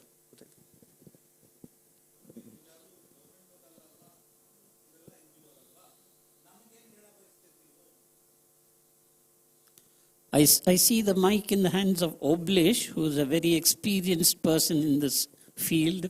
We like to listen to you. ಅದನ್ನು ಲಗತ್ ಮಾಡ್ಕೊಂಡು ಹೇಳಿಯಪ್ಪ.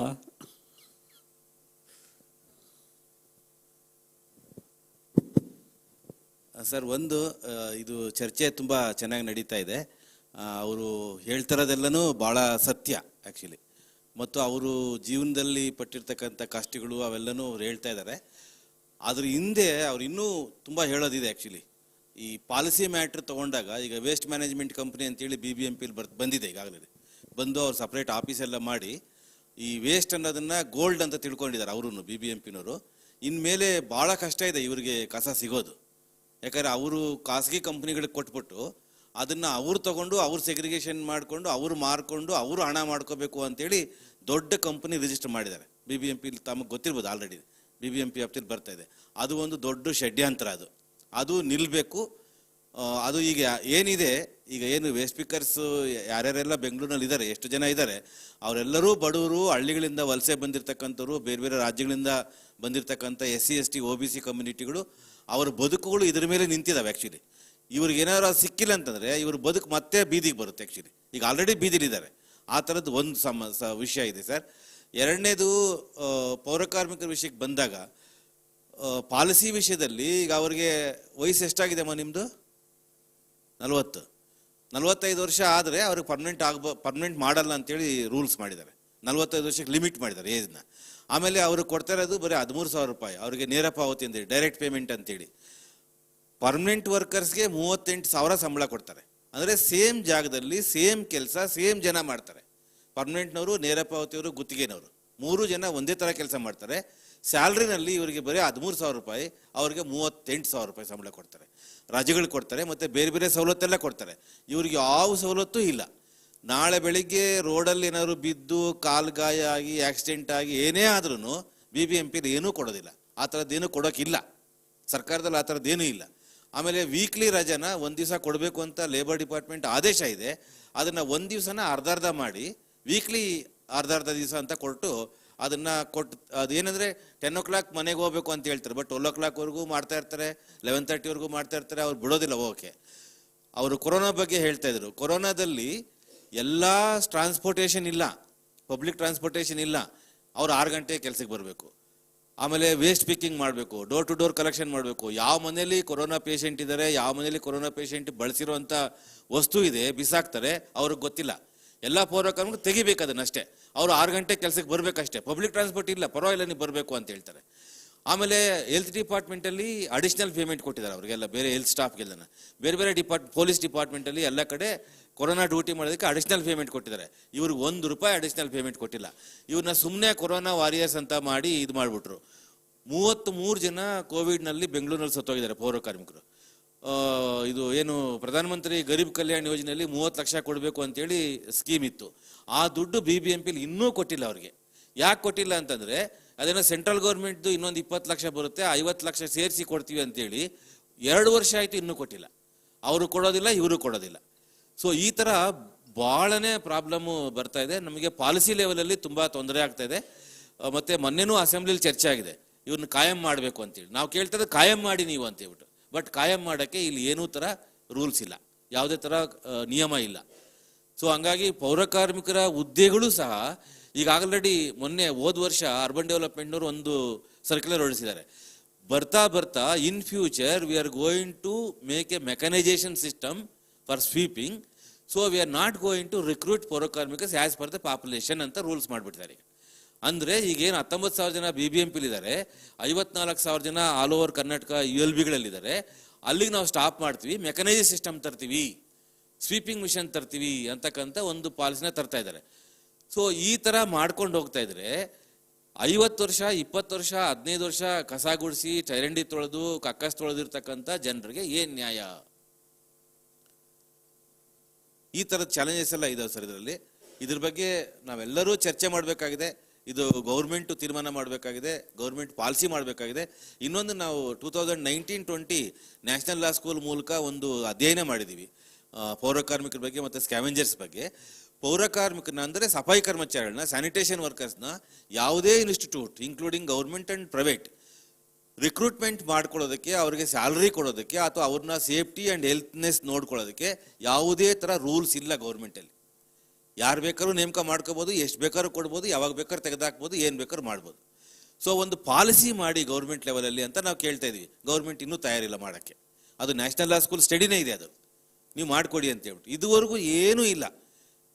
ಇವತ್ತು ಬೆಳಿಗ್ಗೆ ಹೋದರೆ ಇವರು ಆ health inspector, environment engineer ಅಂತ ಇದ್ದಾರೆ, ಅವರ ಹಿಂಸೆಗೆ ತಟ್ಕೊಳ್ದೇನೆ ಎಷ್ಟೋ ಜನ ಸಾಯ್ತಾ ಇದ್ದಾರೆ. ಆ್ಯಕ್ಚುಲಿ ಸೂಸೈಡ್ ಮಾಡ್ಕೊಂಡು ಸತ್ತಿದ್ದಾರೆ ಬೆಂಗಳೂರಿನಲ್ಲಿ. ನಿಮಗೆಲ್ಲ ಗೊತ್ತಿರ್ಬೋದು, 3 years back one Subramani was died suicide. ಅಷ್ಟು ಹಿಂಸೆ ಕೊಡ್ತಾರೆ. ಒಂದು ಕಡೆ ಕಾಸ್ಟ್ ಡಿಸ್ಕ್ರಿಮಿನೇಷನ್, ಇನ್ನೊಂದು ಕಡೆ ವಿಮೆನ್ ಡಿಸ್ಕ್ರಿಮಿನೇಷನ್, ಇನ್ನೊಂದು ಕಡೆ ಆಕ್ಯುಪೇಷನಲ್ ಡಿಸ್ಕ್ರಿಮಿನೇಷನ್. ಯಾವ ಹೋಟ್ಲಲ್ಲೂ ಇವ್ರಿಗೆ ಕರೆದು ಯಾರೂ ಟೀ ಕೊಡೋದಿಲ್ಲ, ಕಾಫಿ ಕೊಡೋದಿಲ್ಲ, ತಿಂಡಿ ಕೊಡೋದಿಲ್ಲ. ಕೊಟ್ಟರು ಅವ್ರು ಹೋಟ್ಲದ ಏನಾದ್ರು ಕೆಲಸ ಮಾಡಿದರೆ ಕೊಡ್ತಾರೆ. ಅದು ಕೊಟ್ಬಿಟ್ಟು ಹಿಂದ್ಗಡೆ ಹೋಗ್ತೀನಿ, ಪಕ್ಕಕ್ಕೆ ಹೋಗ್ತೀನಿ, ಪಕ್ಕಕ್ಕೆ ಹೋಗಿ ಕುಡೀರಿ ನೀವು, ಇಲ್ಲಿ ಕುಡಿಬೇಡಿ, ಬೇರೆ ಪಬ್ಲಿಕ್ ಬರೋದಿಲ್ಲ ಅಂತ ಹೇಳ್ತಾರೆ. ಇಷ್ಟು ಪಬ್ಲಿಕ್ ಡಿಸ್ಕ್ರಿಮಿನೇಷನ್ ಇದೆ. ಅವ್ರು ಹೇಳ್ತಾ ಇದ್ರು ಯಾರು ನಮ್ಗೆ ಕುಡಿಯೋಕ್ಕೆ ನೀರು ಕೊಡೋಲ್ಲ ಅಂತೇಳಿ. ಇದು 100% ಶೂರ್. ಇವತ್ತು ಬೆಳಿಗ್ಗೆನೆ ಅವ್ರ ಮನೆಗಳಲ್ಲಿ ಕಸ ಗುಡಿಸ್ತಾ ಇರ್ತಾರೆ, ಅವ್ರ ಮನೆ ಮುಂದ್ಗಡೆ ಕ್ಲೀನ್ ಮಾಡ್ತಾ ಇರ್ತಾರೆ. ಒಂದು ನೀರು ಕೇಳಿದ್ರೆ ಅಟ್ಲೀಸ್ಟ್ ಒಂದು ಗ್ಲಾಸ್ ನೀರು ಕೊಟ್ಬಿಟ್ಟು ಒಳಗಡೆ ಕರ್ಕೊಂಡು ಕುಂಡಿಸೋದಿಲ್ಲ ಯಾರು. ಡಿಸ್ಕ್ರಿಮಿನೇಷನ್, ಕಾಸ್ಟ್ ಡಿಸ್ಕ್ರಿಮಿನೇಷನ್ ಅಷ್ಟು ಇದೆ ಬೆಂಗಳೂರಿನಲ್ಲಿ. ಆಮೇಲೆ last point, total 93 manual scavengers died ಇನ್ ಕರ್ನಾಟಕ ಇಲ್ಲಿವರೆಗೂ. 2008 ಇಲ್ಲಿವರೆಗೂ 36 ಜನ ಬೆಂಗಳೂರು ನಗರದಲ್ಲಿ ಸತ್ತೋಗಿದ್ದಾರೆ. 36 ಜನ. ಆ 36 ಜನನೂ ವೆಲ್ ಎಜುಕೇಟೆಡ್ ಫ್ಯಾಮಿಲಿಗಳು ಸ್ಟೇ ಮಾಡುವಂಥ ಅಪಾರ್ಟ್ಮೆಂಟ್ಗಳಲ್ಲಿ ಸತ್ತೋಗಿದ್ದಾರೆ. ಆ್ಯಕ್ಚುಲಿ ಅಂದರೆ none of the people will not give any provisions for the implementing manual scavenging act, respecting the safai karmacharis, respecting the waste pickers. ನಾನು ಹೇಳ್ತಾ ಇರೋದು ಸ್ಲಮ್ನಲ್ಲಿರೋರ್ಗಲ್ಲ, SC ಕಾಲೋನಿ ಇರೋರ್ಗಲ್ಲ, ವೆಲ್ ಎಜುಕೇಟೆಡ್ ಫ್ಯಾಮಿಲಿಗಳು ಎಲ್ಲೆಲ್ಲಿ ಸ್ಟೇ ಮಾಡ್ತಿದ್ದಾರೆ, ಎಜುಕೇಟೆಡ್ ಫ್ಯಾಮಿಲೀಸು, ಅವರು ಸಹ ಗೌರವ ಕೊಡ್ತಾ ಇಲ್ಲ. ಅಷ್ಟು ನಿಕೃಷ್ಟವಾದಂಥ ಪರಿಸ್ಥಿತಿ ನಮ್ಮ ಬೆಂಗಳೂರು ಮತ್ತು ಇತರೆ ನಗರಗಳಲ್ಲಿ ಇದೆ sir. Thank you sir.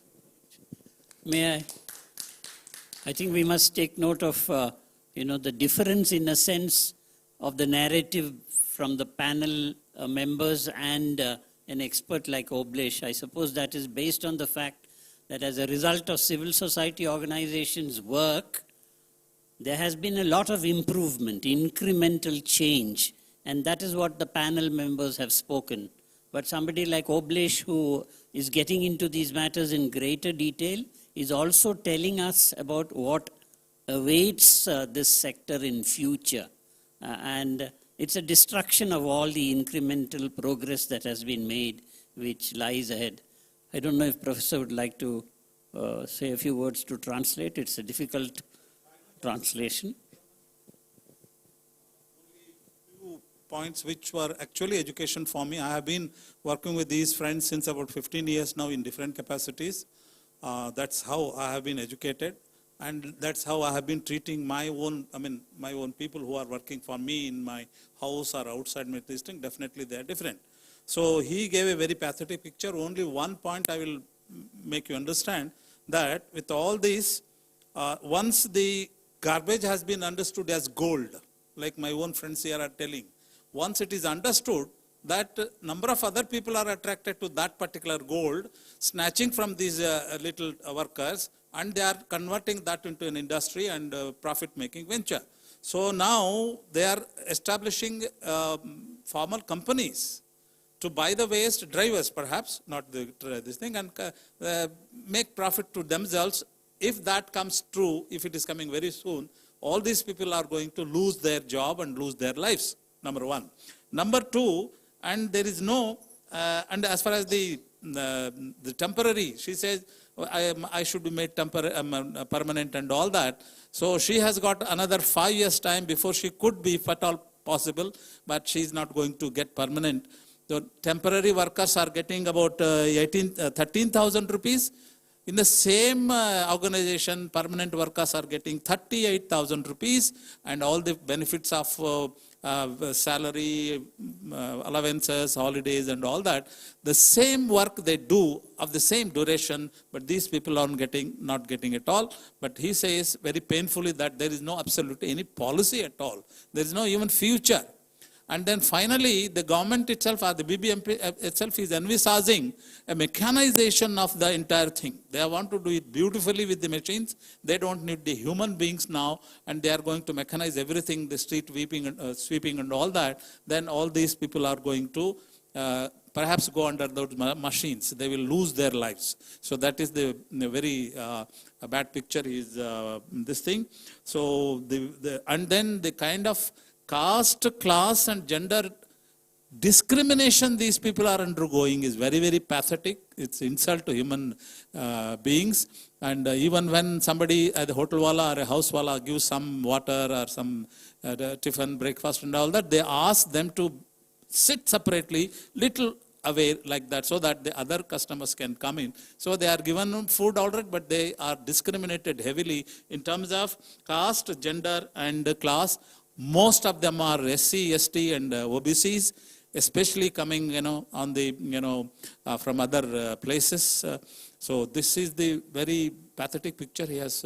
And he also quoted, please go through that report. National Law School of India University has studied and has a report also, which says you can kindly, who are interested, can. Thank you so much.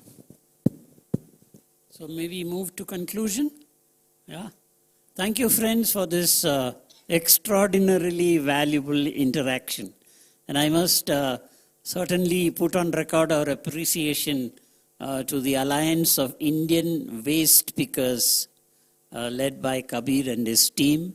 And then, of course, the Indian Institute of Human Settlements, who have made this facility available and have more than the facility, made this event, this program happen. And of course there is Hasiru Dala, which has been a major contributor to positive work in the city. Many people don't like positive work in the city, so they must be planning very hard how to destroy the gains of Hasiru Dala. So it is in that context, for lack of time, we won't get into other issues. But as a person from a law background, I just want to pick up one issue, and that is in the narrative that we heard, including especially the last intervention, there's violation of constitutional principles. A leading principle is that there must be equal wage for equal work. It's a fundamental right laid down in the Constitution. We have started violating that. We are just now speaking of what is also recognized as the two-glass system. Two-glass system means you keep one glass outside the hotel, and if you are from an untouchable category, then tea will be poured into that glass. You can't enter the restaurant and drink along with the others. That's a violation of Article 17 of the Constitution, which abolished untouchability long ago. So in that sense, we are up against a hugely disadvantageous position in the days to come. But we cannot become cynical about it. I think this forum has taught us that constructive work is extremely important. I want to use this opportunity, especially taking a clue from Oblesh and from others who have participated. Maybe, all those who have organized this, how do we reach out to a few more institutions in the city? There is National Institute of Advanced Studies, there is Indian Institute of Science, there's Indian Institute of Management, there's Institute of Socio-Economic Change, there's the National Law School. I think what we have heard today, if it is converted into a thematic workshop, we will get support from all these institutions. Let's put that up front in order to challenge the good work which Paurakarmikas and others have done and the plans to destroy that. And let's raise our voice of protest in that context. So I'm very glad that this meeting has taken place in an institution which is well known all over India. And let's look forward to, convert this opportunity into more fruitful products in the days to come. I thank the organizers for giving all of us this opportunity to be here and to share in this fantastic work. Thank you.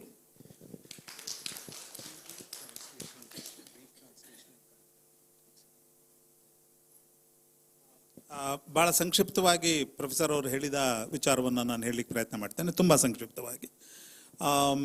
ಅವರು ಮುಖ್ಯವಾಗಿ ಗಮನಕ್ಕೆ ತರೋ ಪ್ರಯತ್ನ ಮಾಡಿದ್ದು, ನಾವೆಲ್ಲರೂ ಕೂಡ ಹಲವು NGOಗಳು ಇವರ ಜೀವನ ಮಟ್ಟವನ್ನು ಸುಧಾರಿಸೋದಕ್ಕೆ ಪ್ರಯತ್ನ ಮಾಡ್ತಾ ಇದ್ದೇವೆ.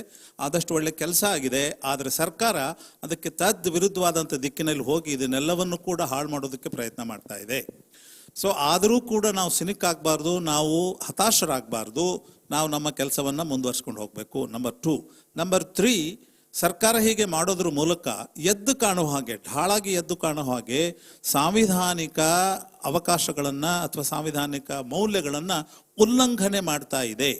ಸಮಾನವಾದ ಕೆಲಸಕ್ಕೆ ಸಮಾನವಾದಂಥ ಕೂಲಿಯ ಸಮಾನವಾದಂಥ ಸಂಭಾವನೆ ಅನ್ನುವಂಥ ಮೂಲಭೂತ ಒಂದು ಪ್ರಾವಿಷನ್ನನ್ನೇ ಇದು ಧಿಕ್ಕರಿಸ್ತಾ ಇದೆ ಅನ್ನೋದನ್ನು ನಾವು ಗಮನಕ್ಕೆ ತಗೋಬೇಕು.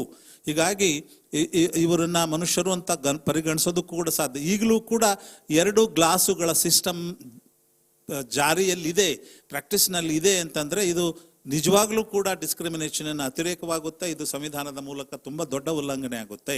ಅದರಿಂದ ನಾವು ಇದು 1 ಅಂಶ 2 ಅಂಶವನ್ನು ತೆಗೆದುಕೊಂಡು ಬರೀ ಮಾತಾಡೋ ಮಟ್ಟಕ್ಕಿಂತ ಹೆಚ್ಚಾಗಿ ಒಂದು ಆಂದೋಲನದ ರೂಪದಲ್ಲಿ ಹೆಚ್ಚು ವ್ಯವಸ್ಥಿತವಾಗಿ ಇವರುಗಳ ಸಮಸ್ಯೆಯನ್ನು ಸರ್ಕಾರದ ಎದುರು ಇಡೋದಕ್ಕೋಸ್ಕರ ನಾವು ವ್ಯವಸ್ಥಿತ ಮತ್ತು ಸಂಘಟಿತ ಪ್ರಯತ್ನವನ್ನು ಮಾಡೋದು ಒಳ್ಳೆಯದು ಅಂತ ತಮ್ಮ ಮಾತನ್ನು ಅವರು ಮುಗಿಸ್ತಾರೆ. I think I did my job so well. Thank you.